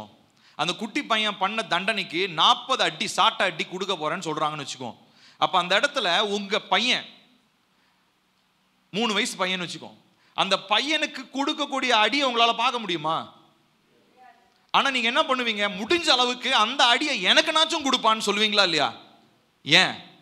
உங்களுடைய பையன் மேல இருக்கிற அன்பு. இப்ப பாருங்க, இங்க நல்லா கவனிக்கணும். இப்ப பிதாவானவரை நீங்க அதே பொசிஷன்ல கொஞ்சம் யோசிச்சு பாருங்க. இப்ப இவர் என்ன பண்றாருங்களா? நொறுக்கணும். இயேசுவை நொறுக்கிறது அவருக்கு சித்தம். ஏங்க அவர் என்ன அப்படி கஷ்டப்படுத்தணும்னு ஏன் அவர் ஆசைப்படுறாரு தெரியுமா? ஏன்னா நொறுக்கப்பட்டாதான் அவருடைய அன்பு இன்னதென்று மனுஷன் புரிஞ்சு கொள்வான். இப்ப நான் ஒரு விஷயத்தை உங்களுக்கு நான் சொல்றேன், நல்லா தெளிவா கவனிங்க. பாருங்க, அவரை பாடுகளுக்கு. அப்போ நீங்க ஒன்னு புரிஞ்சுக்கணும், ரோமர்களோ பிலாத்தோ இவங்கெல்லாம் வந்து வெறுமனே பிசாசனால பயன்படுத்தப்பட்ட ஏஜென்ட்டுக்கு தான். ஆனா பிதாவானவர் தான் என்ன பண்றாரு? இயேசுவை விட்டு கொடுக்கிறாரு. அவரு கண்ணு முன்னாடியே அது நடக்குது. அதனாலதான் அந்த நேரத்துல அவர் தன்னுடைய முகத்தை மறைகிறார். அப்போ ஏசப்பா சிலுவையில சொல்ற ஒரு காரியம், ஏன் ஆண்டவரே முகத்தை மறைச்சிட்டீங்க? பிதாவே ஏன் என்னை கைவிட்டீர்? அந்த ஒரு செகண்ட், அந்த ஒரு நிமிஷம், ஒட்டுமொத்த உங்களுக்கு என்னுடைய எல்லா பாவம் சாபம் எல்லாம் ஒரு மேல வந்தது. அப்ப அந்த டைம்ல அவரால் பார்க்க முடியல, சகிக்க முடியல. அந்த ரணத்தை அவரால் பார்க்க முடியல, அந்த கொடூரத்தை அவரால் சகிக்க முடியல. அவர் முகத்தை திருப்பிக்கிட்டாரு. என்னை ஏன் கைவிட்டீர்? பிரியமானவர்களே, நீங்க கொஞ்சம் நான் நிறைய நேரம் இப்போ ரீசன்ட் டேஸ்ல நான் எனக்கு எப்பப்பெல்லாம் அந்த உலக பிரகாரமா மாம்ச பிரகாரமா ஏதாவது இந்த மாதிரி என்ன சொல்றது, ஆசைகள், இச்சைகள், கோபங்கள், மாம்ச கிரிகள் ஏதாவது வரும்போது நான் டக்குன்னு எனக்கு இதுதான் ஞாபகம் வரும். நான் உடனே கல்வாரி சிலுவையினுடைய காட்சி தான் எனக்கு ஞாபகம் வரும். நீங்க ஒன்று புரிஞ்சுக்கோங்க, நான் உங்களுக்கு ஒரு ஆலோசனையா சொல்றேன். உலக பார்வையில், உலகத்தினுடைய போக்கில் உங்களுக்கு நடக்கக்கூடிய ஏதாவது ஒரு ஆசாபாசம் ரொம்ப அழகாக உங்களுக்கு இருக்க மாதிரி இருந்துச்சுன்னா, அந்த டைமில் அதை அப்படியே தள்ளிட்டு ஏசப்பானுடைய கல்வாரி சிலுவையை கொஞ்சம் பாருங்களேன். எதுவுமே நமக்கு பொருட்டாவே இருக்காதுங்க. அவருடைய அன்பு தான் நம்மளை பரிசுத்தமாக காத்துக்கொள்ளும். ஹல்லேலூயா. அப்போ இந்த அழிவுள்ள இந்த பிரபஞ்சத்தில், இந்த அழிவுள்ள இந்த உலகத்தில் உங்களை காப்பாற்றக்கூடிய ஒரே வல்லமை கிறிஸ்துவின் அன்பு. நான் இப்போ ரீசெண்டாக அதுதான் நான் ஃபாலோ பண்ணுவேன். எங்கே போனாலும் எனக்கு ஏதாவது திடீர்னு மனசில் ஒரு சலனம் வருது, ஆண்டவரை விட்டோ இல்லை பரிசுத்தமற்ற கிரியை ஏதோ ஒன்று வருதுன்னா, அதை உடனடியாக அடுத்த செகண்ட் அந்த எண்ணத்தை வெளியே தள்ளிட்டு, ஏசப்பா எனக்காக இவ்வளோ பாடுகளை பட்டீங்களே, எனக்காக இவ்வளோ வேதனை ஏற்றீரே, உங்களுடைய அன்பை நான் உதறி தள்ளிட்டா இதை போய் நான் செய்ய போகிறேன். இந்த எண்ணம் பல நேரங்களிலே பாவத்தில் விழாமல் என்னை காத்து கொண்டது. ஹல்லேலூயா. நான் உங்களுக்கு ஆலோசனையாக சொல்கிறேன் பிரியமானவர்களே, கல்வாரி அன்பு உங்களை நெருக்கட்டும். let the love of Christ from Calvary, let it compel you. உங்களை நெருக்கட்டும். எதுக்கு தெரியுமா? பரிசுத்தமாக வாழ்வதற்காக. பாருங்க, தானியேல் 9வது அதிகாரம் 26வது வசனத்திலும் இதை தீர்க்க தரிசனமாக தானியேல் சொல்லுகிறார். தானியேல் 9:26 வாசிப்போமா? தானியேல் 9:26. அந்த 62 வாரங்களுக்கு பின்பு மேசியா சங்கரிக்கப்படுவார். இயேசு கிறிஸ்துவை பற்றி சொல்லப்படுது. ஆனாலும் தமக்காக அல்ல, நகரத்தையும் பரிசுத்த ஸ்தலத்தையும் வரப்போகிற பிரபுவின் ஜனங்கள் அழித்து போடுவார்கள். அதன் முடிவு ஜலப்பிரவாகம் போல் இருக்கும். முடிவு பரியந்தம் யுத்தமும் நாசமும் உண்டாகும் நியமிக்கப்பட்டது. இது பின்னாடி இருக்கிற பாட்டை விட்டுருவோம். ஃபர்ஸ்ட் 2 லைனை மட்டும் வாசிக்கலாம். மேசியா சங்கரிக்கப்படுவார், ஆனாலும் தமக்காக அல்ல. இப்ப அவர் எதற்காக அடிக்கப்பட்டார்? அவர் செஞ்ச பாவமா? அவர் என்ன பாவம் செஞ்சாரு? எதுவுமே செய்யலங்க. அவர் ஒட்டுமொத்த அடியும் யாருடைய பாவம்? ஏன் பாவம். நம்ம பாவம் கூட சொல்ல வேணாம், ஏன் பாவம். பில்லி ஆகிய ஏன் பாவம். உங்க ஒவ்வொருத்தர் பேர் சொல்லி சொல்லுங்க. உங்க பேர் சொல்லி ஏன் பாவத்துக்காக ஏசப்பா அடிக்கப்பட்டாரு. நான் சொல்றது புரியுதுங்களா உங்களுக்கு? இதை நீங்க உங்களுடைய சிந்தையில நீங்கள் வைத்துக் கொள்ளுங்கள். பாருங்க, யோவான் 10வது அதிகாரம் 15வது வசனத்துல வேகமாக எடுங்கள். யோவான் 10வது அதிகாரம் 15வது வசனம் நான் முடிக்க போகிறேன். யோவான் 10:15 வேகமாக வாசிப்போம். நான் என்னுடையவைகளை அறிந்தும் என்னுடையவைகளால் அறியப்பட்டும் இருக்கிறேன், ஆடுகளுக்காக என் ஜீவனையும் கொடுக்கிறேன். யோசிச்சு பாருங்க. இது உங்களுக்கு எந்த அளவுக்கு புரியுதுன்னு தெரியல. ஆடு 5 அறிவுங்க. மனுஷன் மெய்ப்பன் யாரு? 6 அறிவு உள்ளவர். ஆனா மெய்ப்பன் என்ன பண்றாரா? ஆடுகளுக்காக தன்னுடைய ஜீவனையும் கொடுக்கிறாராம். அப்படின்னா என்ன அர்த்தம்? உணர்வற்றவனாய் அவன் இருந்தாலும், அறிவே அவனுக்கு இல்லைனாலும், என்னுடைய அன்பை புரிஞ்சு கொள்ற ஒரு அறிவு அவனுக்கு இல்லைனாலும், நான் இருந்தாலும் பரவாயில்ல, என்னுடைய ஜீவன் அவனுக்கு நான். புரியுதுங்களா? இப்ப அந்த ஆட்டுக்கு தெரியுமா, எங்க முதலாளி என்னுடைய மெய்ப்பன் எனக்காக தான் உசுரை கொடுத்தாரு, அதனால அவருக்காக நான் வாழுவேன் அப்படின்னு அந்த ஆட்டுக்கு தெரியுமா? அந்த ஆட்டுக்கு தெரியாது. அதுக்கு 5 அறிவு தான். இப்ப இதே மாதிரி தான் நம்மளும் இருந்தோம். ஆனா ஆவியானவர் உள்ள வந்துதான் அந்த உணர்வை கொடுக்கிறாரு. என்ன உணர்வை தராரு? எப்ப உனக்காக தான் அவர் செத்தாரு, உனக்காக தான் அவர் மரித்து காயப்பட்டு உயிர் தெழுந்தாருப்பா. இந்த உணர்வை தர்றவர் யார் தெரியுமா? 6th சென்ஸ் அந்த ஆட்டுக்கு உண்டாகிற மாதிரி இப்ப நமக்கு அந்த எண்ணத்தை உருவாக்குகிறவர் நமக்குள்ள இருக்கிற பரிசுத்த ஆவியானவர். இவர் நமக்குள்ள என்ன பண்றாரு தெரியுங்களா? He gives us the passion to live for Christ. கிறிஸ்துவுக்காக வாழக்கூடிய ஒரு ஆசையை நமக்குள்ள ஏற்படுத்துறாரு. ஹல்லேலூயா. நான் சொல்றது உங்களுக்கு புரியுதுங்களா? பாருங்க, அதே யோவான் 6வது அதிகாரம் 51வது வசனத்துல பாருங்க, அவர் சொல்றாரு, ரொம்ப அழகான ஒரு வசனம். நானே வானத்திலிருந்து இறங்கின ஜீவ அப்பம், இந்த அப்பத்தை புசிக்கிறவன் என்றென்றைக்கும் பிழைப்பான். நான் கொடுக்கும் அப்பம் உலகத்தின் ஜீவனுக்காக நான் கொடுக்கும் என் மாம்சமே. அவர் தன்னுடைய சரீரத்தை பிச்சு கொடுக்கிறேன்றாரு. நம்ம திருவிருந்தில் செய்யறது என்னங்க? அவருடைய சரீரத்திலும் அவருடைய ரத்தத்திலும் நாம் பங்கெடுக்கிறோம். இப்ப இந்த போதனையை கேட்கும் போது தான் அவருடைய சீஷர்கள் நிறைய பேர் சொல்றாங்க, எப்படியா மனுஷன் இவருடைய மாம்சத்தை போய் நம்ம எப்படி சாப்பிட்றது? அவர் லிட்டரலா மாம்சம்னு சொன்னதை அவருடைய ஸ்பிரிச்சுவலா அப்பத்தையும் திராட்சை ரசத்தையும் தான் அவர் சொன்னாரு.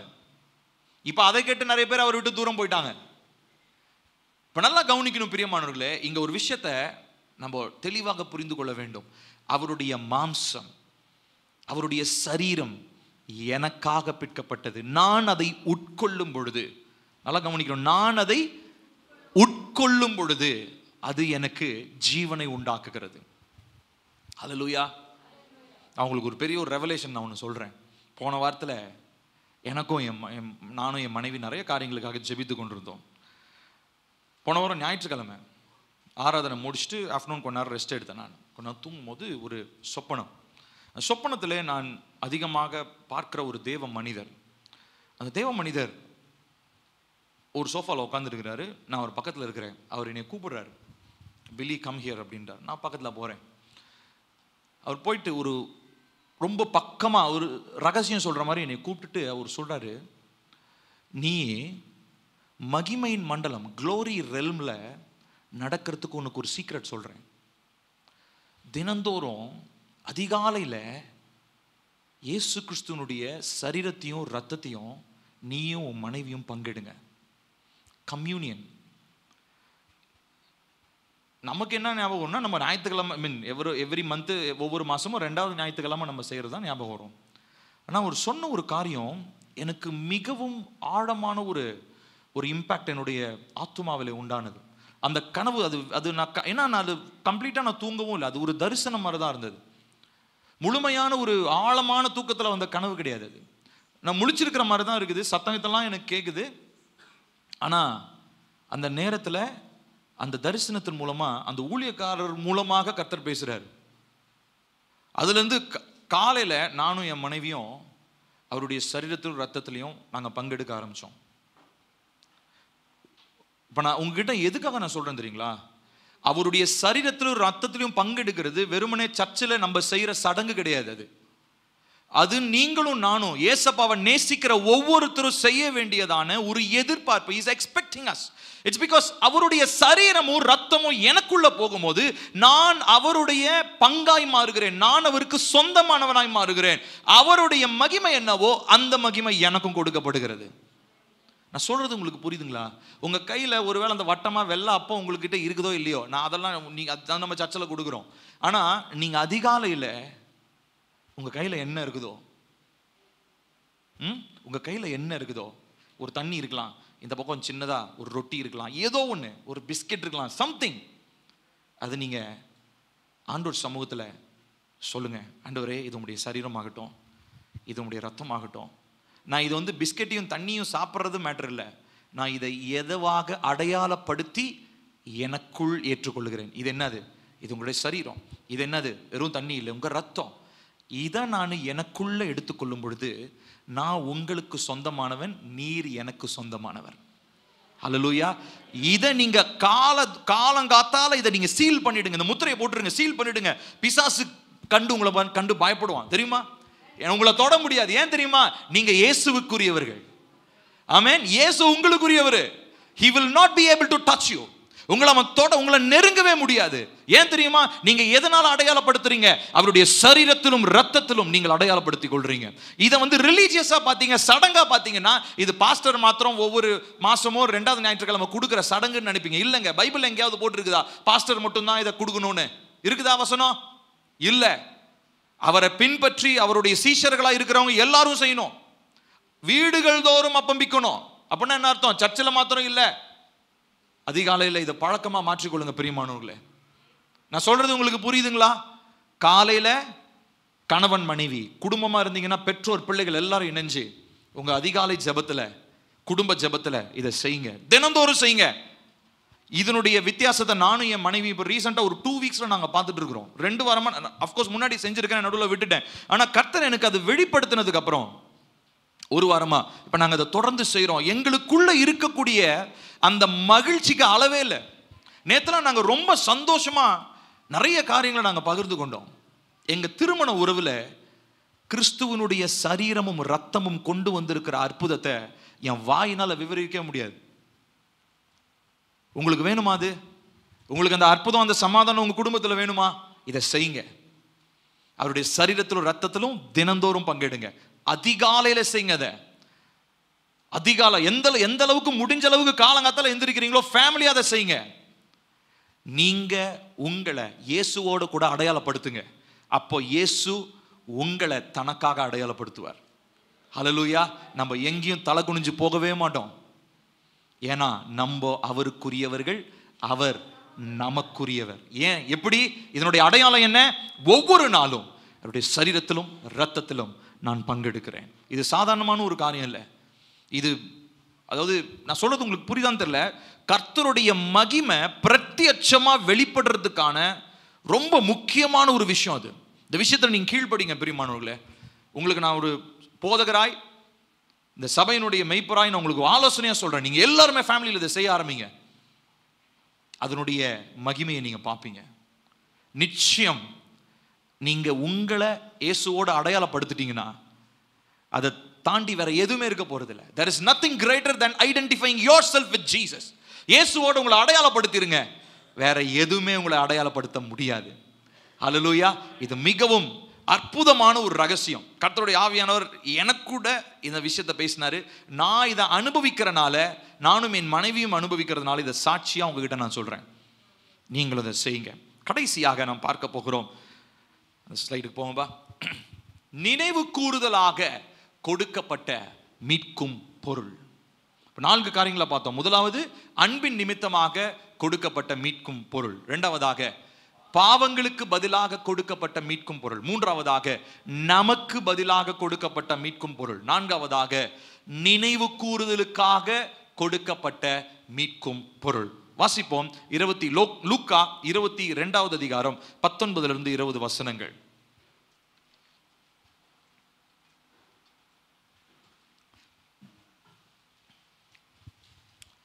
இந்த வசனத்தை வாசிக்கிறதுக்கு முன்னாடி ஒரு விஷயத்தை தெளிவு பண்ண விரும்புகிறேன். அதாவது நம்மளுடைய இந்த கம்யூனியன் இருக்குல்ல, திருவிருந்து, இது இன்ஃபேக்ட் வந்து நம்ம ஒவ்வொரு தடவையும் நம்ம செய்யணும். நம்ம கூடி வரும்போதெல்லாம் வாரம் நம்ம செய்யணும். ஆனால் நம்ம செஞ்சோம்னா நமக்கு டைம் இருக்காது. அதனால தான் நம்ம செய்கிறது இல்லை. இப்போ நீங்கள் ஒரு சில சபைகளில் நான் பார்த்துருக்கிறேன். கத்தோலிக்க சபைகளில் பார்த்தீங்கன்னா அவங்க வைக்கக்கூடிய மாஸ்ன்னு சொல்லுவாங்க. அந்த மாஸில் எல்லா மாஸ்லையுமே அவங்க, அதாவது அவங்களுடைய மொத்தமாக சர்மன், அவங்க பாட்டு பாடுறதெல்லாம் ஒரு 1/2 மணி நேரத்தில் முடிஞ்சிடும். ஆனால் அவங்க மாஸ்க்கு ரொம்ப நேரம் டைம் கொடுத்து அவங்க அதை செய்வாங்க. சரிங்களா? நம்மளுடைய கால சூழ்நிலை நம்ம செய்கிறதில்ல. ஆனால் இதனால நம்ம மாதத்துக்கு ஒருக்க தான் நம்ம என்ன பண்ணிட்டு இருக்கிறோம், செஞ்சிட்ருக்கிறோம். ஸோ அது நமக்கு சாக்கா மாறிடக்கூடாது. நான் அவங்க எல்லாருக்கும் திரும்ப ஒரு ஆலோசனையாக சொல்கிறேன். கர்த்தருடைய சமூகத்திலிருந்து கர்த்தருடைய வெளிப்பாட்டை பெற்று உங்களுக்கு சொல்கிறேன். இதை தினந்தோறும் எல்லாரும் செய்ய ஆரம்பிங்க. சரிங்களா? அது என்னவா இருந்தாலும் பரவாயில்ல. நான் சொன்ன மாதிரி அப்பமாக இருக்கணும்னு அவசியம் இல்லை. அது பிஸ்கெட்டாக இருக்கலாம், ரொட்டியாக இருக்கலாம், பன்னாக இருக்கலாம், ஏதோ ஒன்று. Something to eat and something to drink. மென்று சாப்பிட்றதுக்கு ஒன்று, குடிக்கிறதுக்கு ஒன்று. அது என்ன இருந்தாலும் பரவாயில்ல. சரிங்களா? அதனால் சாப்பிட்றதுன்னு லட்டு எடுத்து சாப்பிடக்கூடாது. ஆண்டவரே சரி, அது வேடிக்கை பண்ணுற ஒரு காரியம் இல்லை. அது ரொம்ப ரொம்ப கவனமாக நீங்கள் வாங்கி வச்சுக்கோங்க. சரிங்களா? உங்களுக்கு வேஃபர் வேணும்னு சொல்லுங்கள், நான் வாங்கி தரேன் உங்களுக்கு. சரிங்களா? அது வந்து நம்ம எல்லாருமே பயன்படுத்தலாம்.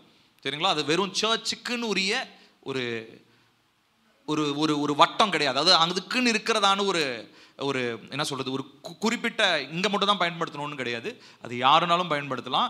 இயேசு கிறிஸ்துவை விசுவாசிக்கிறவங்க, அவருடைய சரீரத்தோடு தன்னை அடையாளப்படுத்துகிறவங்க யாருனாலும் பயன்படுத்தலாம். உங்களுக்கு வேணும்னா சொல்லுங்கள், நான் அதை வாங்கி தரேன். சரிங்களா? இப்போ நான் எதற்காக சொல்ல வரேன்னா, இதனுடைய முக்கியத்துவத்தை நீங்கள் புரிஞ்சுக்கணும். I am not jogging here. நான் உங்ககிட்ட பொழுது போகாமல் நாங்கள் பேசலை. உங்ககிட்ட நான் தேவையில்லாமல் நான் கதை அடிச்சிட்டு இல்லை. இதில் முக்கியமான ஒரு ஒரு ஒரு ரகசியத்தை கர்த்தர் வைத்திருக்கிறார்.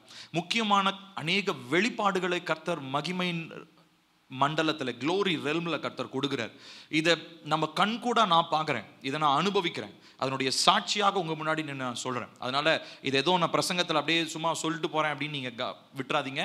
இதை தைரியமாக வர்ற நாளிலிருந்து நீங்கள் செய்யுங்க. தினந்தோறும் அதிகாலையில், மற்ற டைம் வேணாம், அதிகாலையில் குடும்பமாகவோ கணவன் மனைவியாவோ பெற்றோர் பிள்ளைகளாவோ இணைந்து இந்த காரியத்தில் செய்யுங்க. கர்த்தர் நிச்சயமாக ஒரு ஆசீர்வாதத்தை கட்டளையிடுவார். சரி, இப்போ இந்த வசனத்தை வாசிப்போம். இப்போ நினைவு கூறுதலுக்காக கொடுக்கப்பட்ட மீட்கும் பொருள். லூக்கா 22வது அதிகாரம் 19 20 வசனங்கள் சேர்ந்து வாசிக்கலாம். பின்பு அவர் அப்பத்தை எடுத்து ஸ்தோத்திரம் பண்ணி அதை பிட்டு அவர்களுக்கு கொடுத்து, இது உங்களுக்காக கொடுக்கப்படுகிற என்னுடைய சரீரமாய் இருக்கிறது, என்னை நினைவு கூறும்படி இதை செய்யுங்கள் என்றார். அடுத்த வசனம். போஜனம் பண்ணின பின்பு அவர் அந்தபடியே பாத்திரத்தையும் கொடுத்து, இந்த பாத்திரம் உங்களுக்காக சிந்தப்படுகிற என்னுடைய இரத்தத்தினால் ஆகிய புதிய உடன்படிக்கையாயிருக்கிறது என்றார். இப்ப நல்லா கவனிக்கணும், இது ரெண்டு காரியம். ஏற்கனவே நான் சொன்னது போல அந்த ரெண்டு காரியத்தை தான் சொல்றாரு.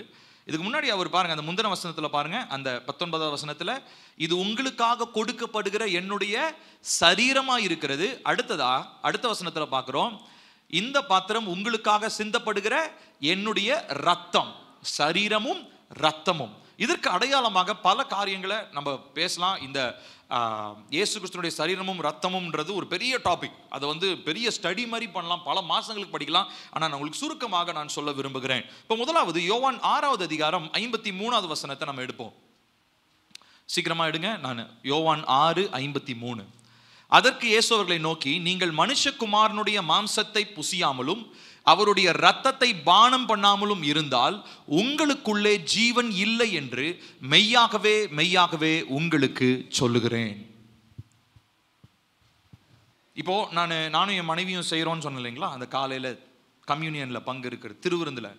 இப்போ எனக்குள்ள அந்த நான் செய்ய ஆரம்பிச்சதுலேருந்து எனக்குள்ள ஒரு சென்ஸ், ஒரு உணர்வு இருந்துகிட்டே இருக்கு. என்ன உணர்வு தெரியுங்களா? நான் இயேசுவுக்குரியவன். அந்த சென்ஸ் எனக்கு ரொம்ப அழுத்துது. எனக்கு ரொம்ப ஒரு ஆழமான ஒரு இம்பாக்ட் எனக்குள்ள இருக்குது. அதாவது இதுக்கு முன்னாடிலாம் ஒரு மாதிரி சாதாரணமாக இருந்த ஒரு சில காரியங்கள்லாம் எனக்கு ரொம்ப டீப், அதாவது ஆழமான ஒரு சில விஷயங்களை எனக்கு புரிந்து கொள்ள முடிகிறது.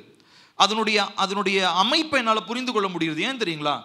அதிகாலையில் நான் பண்றதான ஒரு உடன்படிக்கை. இப்போ நல்லா கவனிக்கணும், இயேசு கிறிஸ்துவோட ரத்தமும் சரீரமும் அவர் எதனுடைய அடையாளமாக தான் கொடுத்தாருங்க? புதிய உடன்படிக்கையின் அடையாளமாக இருக்கிறது. இப்போ இந்த மாதிரி தான் ஒவ்வொரு நாலு காலையிலையும் அந்த உடன்படிக்கையை நம்ம புதுப்பித்துக் கொள்கிறோம். உடன்படிக்கையை நம்ம புதுப்பித்துக் கொள்கிறோம். we are renewing our covenant. ஏன் தெரியுமா? அவருடைய அன்பு இல்லைன்னா, அந்த உடன்படிக்கையில் நம்ம நிலைச்சில்லைன்னு சொல்லி சொன்னா, வர்ற நாட்களில் நம்ம நிச்சயமா தேவனுடைய அன்பை விட்டு விலகி போனவர்களாக, நாம் அவருடைய அன்பை மறுதலித்தவர்களாக, அவரை திரும்பவும் சிலுவையில் அறைகிற மனிதர்களாக நாம் மாறிவிடுவோம். பிரியமானவர்களே, நான் சொல்றது புரியுதுங்களா? அதனால தயவு செஞ்சு உங்க ஃபேமிலியில் நீங்க எல்லாருமே இந்த விஷயத்தை தயவு செஞ்சு டெய்லிக்கும் பண்ணுங்க. எல்லார் வீட்லையும் குடும்ப ஜெபம் இருக்குதா? உங்களுடைய முகத்தெல்லாம் பார்த்தா ஐயோ கேட்கக்கூடாத கேள்வி ஒருத்தன் கேட்டானே அப்படின்ற மாதிரி பார்க்குறீங்க. குடும்பமா ஜெபம் பண்றீங்களா? பண்றீங்களா இல்லையா? பண்றீங்க. ஒரு சிலர் தான் சொல்றாங்க, ஒரு சிலருக்கு சத்தத்தையே காணும். சரி, அட்லீஸ்ட் ரட்சிக்கப்பட்ட வீட்டில் 4 பேர் இருக்கிறாங்க, 2 பேர் ரட்சிக்கப்பட்டவனா சேர்ந்து ஜெபம் பண்றீங்களா? என்னங்க பதிலே இல்லை? இல்லைங்க, எங்கள் வீட்டில் நான் ஒருத்தன் தாங்க அப்படின்னா பரவாயில்ல, உங்களுக்கு மட்டும் எக்ஸப்ஷன். நீங்கள் எப்படியும் ஜெபம் பண்ணி தான் ஆகணும். தனியானாச்சும் 2 பேர் இருந்தானாச்சும் கண்டிப்பாக 2 அல்லது 3 பேர் இணைஞ்சாலே அங்கே அவர் இருக்கிறார். முக்கியமாக இன்னைக்குலேருந்து தயவு செஞ்சு அது ஒரு தீர்மானம் எடுங்க. ஒருவேளை குடும்ப ஜெபத்தை தவற விட்டவங்க கண்டிப்பாக குடும்பமாக இணைந்து தினமும் ஜெபிக்கணும். நான் சொல்றது புரியுதுங்களா? இது கட்டாயம், நம்ம எல்லாரும் செய்யணும். சர்ச்சுக்கு வர்றது கட்டாயம் மாதிரி நினச்சிக்கிட்டு வரோம் பார்த்தீங்களா? அந்த மாதிரி இதையும் செய்யுங்க. இன்ஃபேக்ட் அப்படி செய்யக்கூடாது, ஆனால் வேற என்ன பண்றது? உங்களை மிரட்டினாச்சும் செய்ய வைக்க வேண்டியதா இருக்குது. பவுல் பார்த்தீங்கன்னா ஒரு இடத்துல சொல்றாரு, டேய் நான் சொன்ன பேச்சு கேட்கலன்னா குச்சி எடுத்துட்டு வருவேன்றாரு. இப்போ நான் அந்த மாதிரி நானும் அப்பாவும் ஆளாளுக்கு ஒரு வீட்டுக்கு குச்சி எடுத்துட்டு வரணும். குடும்ப ஜெபம் பண்றீங்களா இல்லையா? பிரியமானவர்களே, நான் மிகுந்த அன்போடு உங்களோடு பேசுகிறேன்.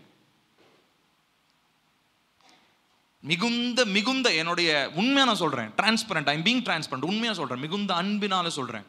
தயவு செய்து குடும்ப ஜெபத்தை விட்டுறாதீங்க. ஒருவேளை விட்டுருந்தீங்கன்னா திரும்ப ஸ்டார்ட் பண்ணுங்க. அட்லீஸ்ட் கணவன் மனைவியானாச்சும் உட்காந்து ஜெபம் பண்ணுங்க.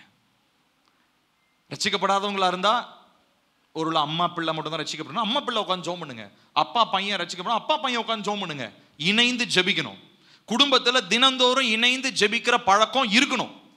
அந்த இணைந்து ஜெபிக்கிற அதிகாலை ஜெபத்தில் கண்டிப்பா அவருடைய சரீரத்திலும் ரத்தத்திலும் பங்கெடுக்கணும். இதை செய்யுங்க. கர்த்தர் உங்க வாழ்க்கையில என்ன மகிமையை வெளிப்படுத்துறாருன்னு மட்டும் பாருங்க. நான் உங்களுக்கு சவாலா சொல்றேன் பிரியமானவர்களே, இது நீங்க இன்னைக்கு நோட் பண்ணிக்கோங்க. உண்மையா இதை செய்யுங்க. ஒவ்வொரு காலவேளையும் இதை ஊக்கமா செய்யுங்க. உங்க உடன்படிக்கையை உறுதிப்படுத்துங்க ஆண்டவர் சமூகத்துல. அந்த உடன்படிக்கை நீங்க ரெஃப்ரெஷ் பண்ணும்போது என்ன தெரியுங்களா ஆகுது? உங்க சிந்தை, எண்ணம், யோசனை எல்லாமே அவருடைய சரீரத்தினாலும் ரத்தத்தினாலும் நீங்க இணைக்கப்பட்டு அவரோட இணைஞ்சிருக்கிறனால அவருடைய அன்பு மாத்திரம்தான் உங்க வாழ்க்கையில வெளிப்படும். ஆமென். அவருடைய அன்பு வெளிப்பட்டுச்சுன்னா உலகத்தை மாற்றக்கூடியது வேற எதுவுமே இல்லை, அவருடைய அன்பு மாத்திரம்தான். ஹல்லேலூயா. நீங்க வாழக்கூடிய ஊர், உங்க குடும்பம், உங்க சமுதாயம், உங்க சொந்தக்காரங்க, உங்க தெரு, உங்க அக்கம் பக்கத்துல நண்பர்கள், உற்றார் உறவினர் யாரா இருந்தாலும் ஒவ்வொருவரையும் தொடக்கூடியதான வல்லமை இயேசு கிறிஸ்துவின் கல்வாரி அன்பில் இருக்கிறது. அந்த அன்பை வெளிப்படுத்துறதுக்காக தான் நீங்களும் நானும் அழைக்கப்பட்டிருக்கிறோம். ஹல்லேலூயா. இப்போ பாருங்க, அவர் என்ன ஏசப்பா என்ன சொல்றாரு, இதுல அவங்களுக்கு பாட்டு இல்லைன்னா அவங்களுக்குள்ள ஜீவன் இல்லைன்னு சொல்றாரு. இன்னொரு இடத்துல பாருங்க, யாத்திராகமம் முடிக்க போகிறோம். யாத்திராகமம் 24வது அதிகாரம் 8வது வசனத்துல இதனுடைய ஃபோர்ஷேடோ, இதனுடைய நிழலாட்டத்தை நாம் பார்க்கிறோம்.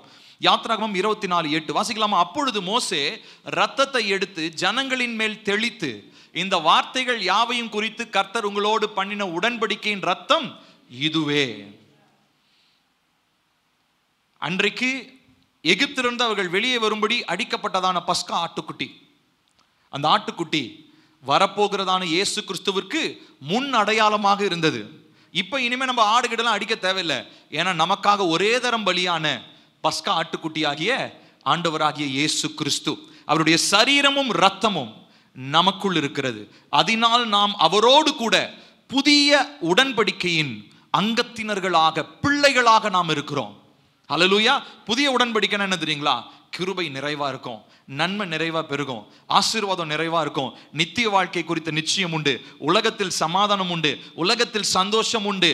எல்லாமே உங்களை விட்டு போனாலும் சமாதானத்தையும் சந்தோஷத்தையும் மட்டும் நீங்க இழக்கவே மாட்டீங்க. இவங்க தான் புதிய உடன்படிக்கைக்காரங்க. ஹல்லேலூயா. நான் சொல்றது புரியுதுங்களா? புதிய உடன்படிக்கையில எவ்வளவு ஆசீர்வாதம் இருக்கு பாருங்க. இட் இஸ் நாட் ஜஸ்ட், அதாவது இது சும்மா அதோ தியாலஜில பைபிள் காலேஜில் பேசுறதோ இல்ல பிரசங்க மேடையில் நின்று நான் உங்ககிட்ட சொல்றதோ இல்ல.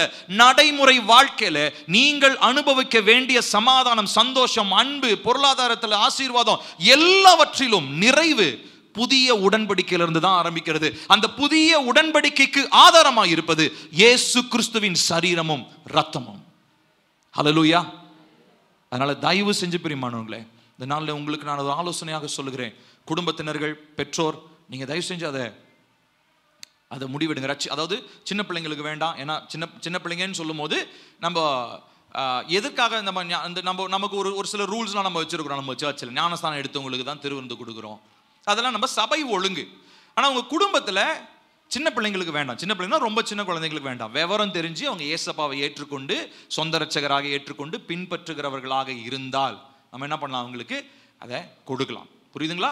ஸோ நம்ம எப்படி அதை செய்யணும்? ஏதோ ஒன்று எடுத்துக்கோங்க, தண்ணியோ இந்த பக்கம் பிஸ்கெட்டோ பிரெட்டோ ஏதோ ஒன்று எடுத்துக்கோங்க. ஏசப்பா இது உம்முடைய சரீரமாய் மாற்றும், இந்த தண்ணீரை உம்முடைய ரத்தமாய் மாற்றும். இதில் நான் பங்கெடுக்கும் போது நான் உமக்குள்ள வந்துடுறேன், நீங்க எனக்குள்ள வந்துடுறீங்க. இதனால நான் உங்களோட கூட ஒரு உடன்படிக்கை பண்ணிடுறேன். எனக்காக நீங்க நிக்கிற மாதிரி உங்களுக்காக நான் எல்லா இடத்துலையும் நிற்பேன்.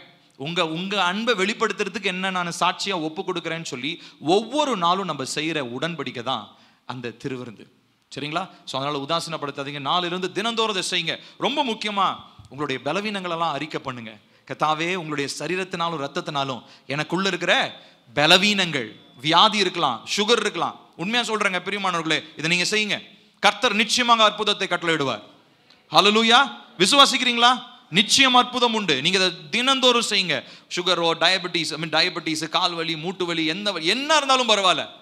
உங்களுடைய சரீர எல்லா நோய்களையும் வியாதிகளையும் மாற்றக்கூடிய வல்லமை புதிய உடன்படிக்கையினாலே பிற்கப்பட்ட அவருடைய சரீரத்திலும் சிந்தப்பட்ட அவருடைய ரத்தத்திலும் இருக்கிறது. ஹல்லேலூயா. இதுதான் நம்மை இந்த நாட்களிலே அன்பிலே நிலைத்திருக்க காத்துக்கொள்ளும். ஆமென். நாம் யாவரும் எழுந்து நிற்போமா?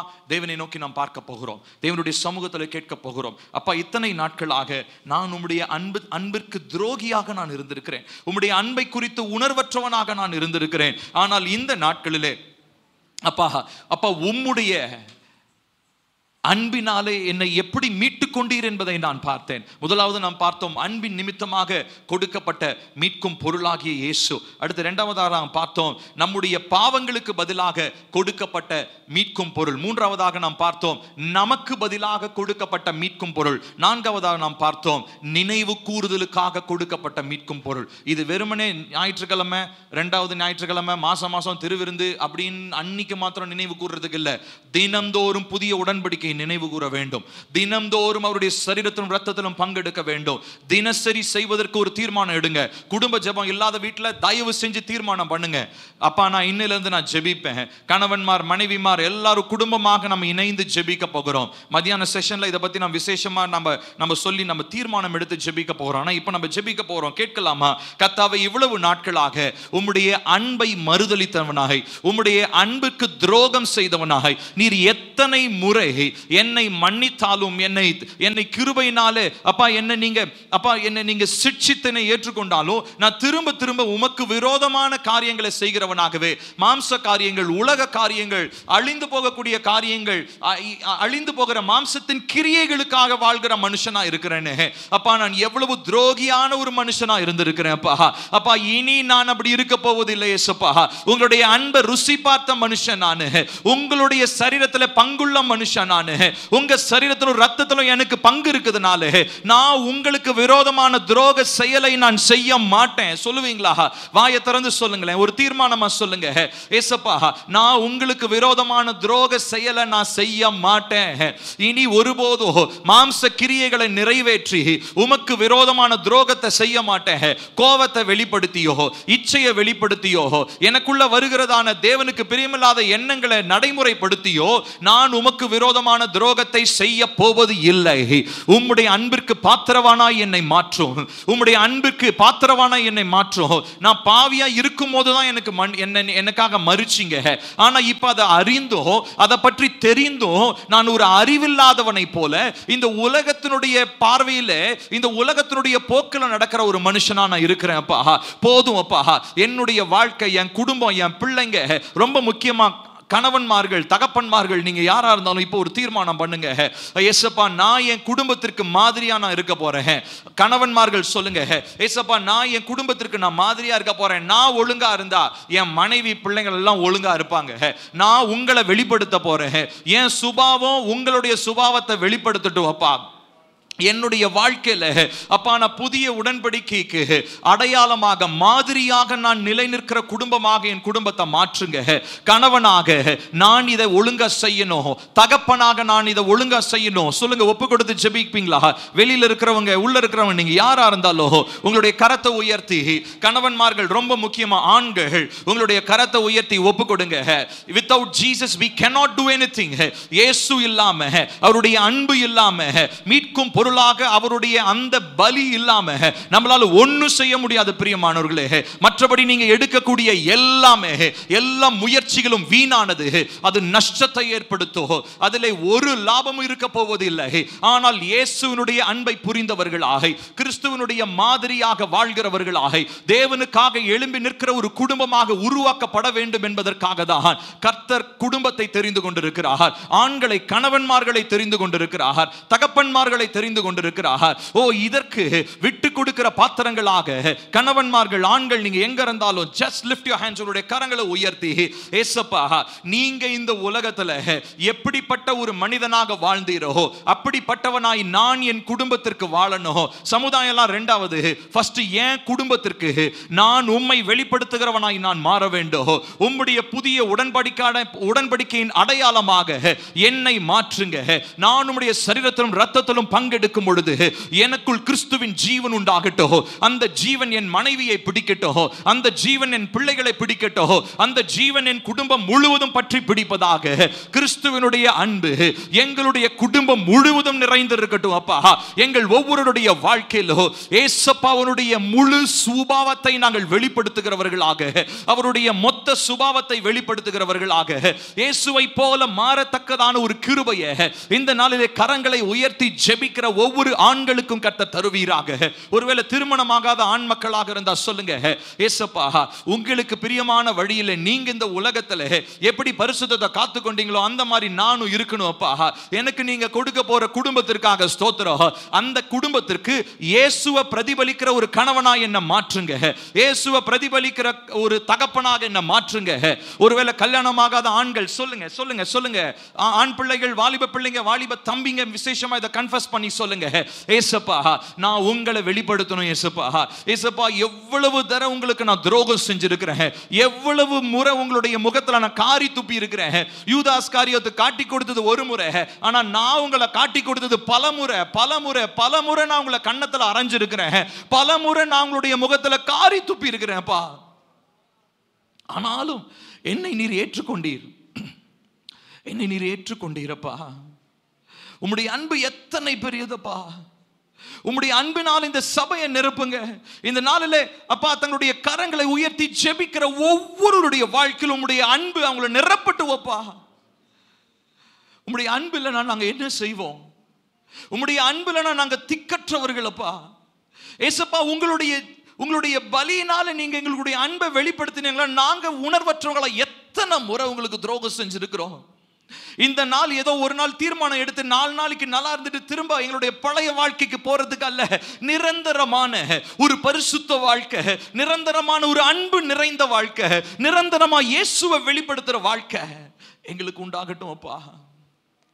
எங்களை ரட்சிக்கும் தேவனே, எங்களுக்காக ஜீவனை தந்த தேவனே, இன்னும் எங்களுக்காக பரிந்து பேசிக் கொண்டிருக்கிற இயேசுவே, உம்முடைய அன்பு எங்களை நிரப்பட்டும் அப்பா. உம்முடைய அன்பு எங்க குடும்பத்தை நிரப்பட்டும், எங்க சபையை நிரப்பட்டும் அப்பா. நெருக்கமான உறவுக்குள்ள எங்க சபையில் இருக்கிற ஒவ்வொருத்தரும் வரணும் அப்பா.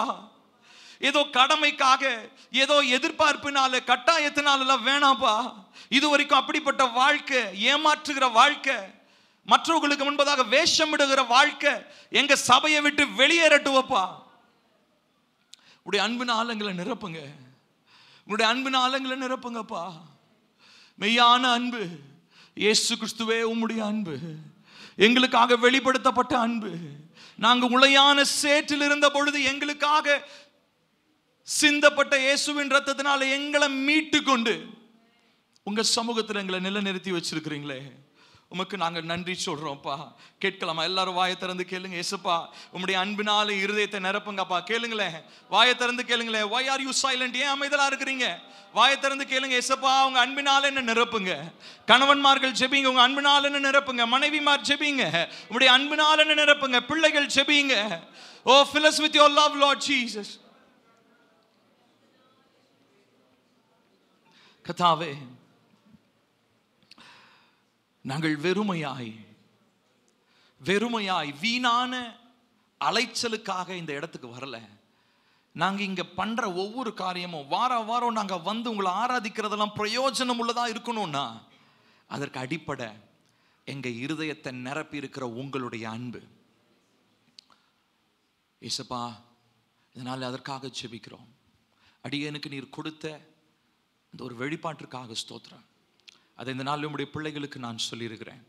உம்முடைய பிள்ளைகளும் தினந்தோறும் தங்களுடைய ஜெபங்களிலே உம்முடைய சரீரத்திலும் இரத்தத்திலும் அவங்க பங்கெடுக்கும் போது அவர்கள் புதிய உடன்படிக்கையை நினைவு கூர்ந்தவர்களாய், தங்களை இயேசு கிறிஸ்துவோடு இணைத்து கொண்டவர்களாய், மகிமையை வெளிப்படுத்துகிறவர்களாக ஒவ்வொருத்தரையும் கர்த்தர் மாற்றும். நாங்கள் இந்த நாட்களிலே இன்னும் அதிகமாய் உம்மை அறிந்து கொள்ளவும், உம்மை அறிவதனாலே உம்மை அதிகம் நேசிக்கவும், உம்மை அதிகமாய் நேசிப்பதனாலே உம்மை போல மாறவும் எங்களை முழுவதுமாய் ஒப்புக் கொடுக்கிறோம். உம்முடைய சுபாவம் முழுக்க எங்களிடத்தில் உண்டாகட்டும். இந்த உலகத்தில் எங்களை பார்க்குற மனுஷங்க ஏசப்பா உங்களை பார்க்கத்தக்க சுபாவம் எங்களிடத்தில் உண்டாகட்டும். பரிசுத்தப்படுத்தும்.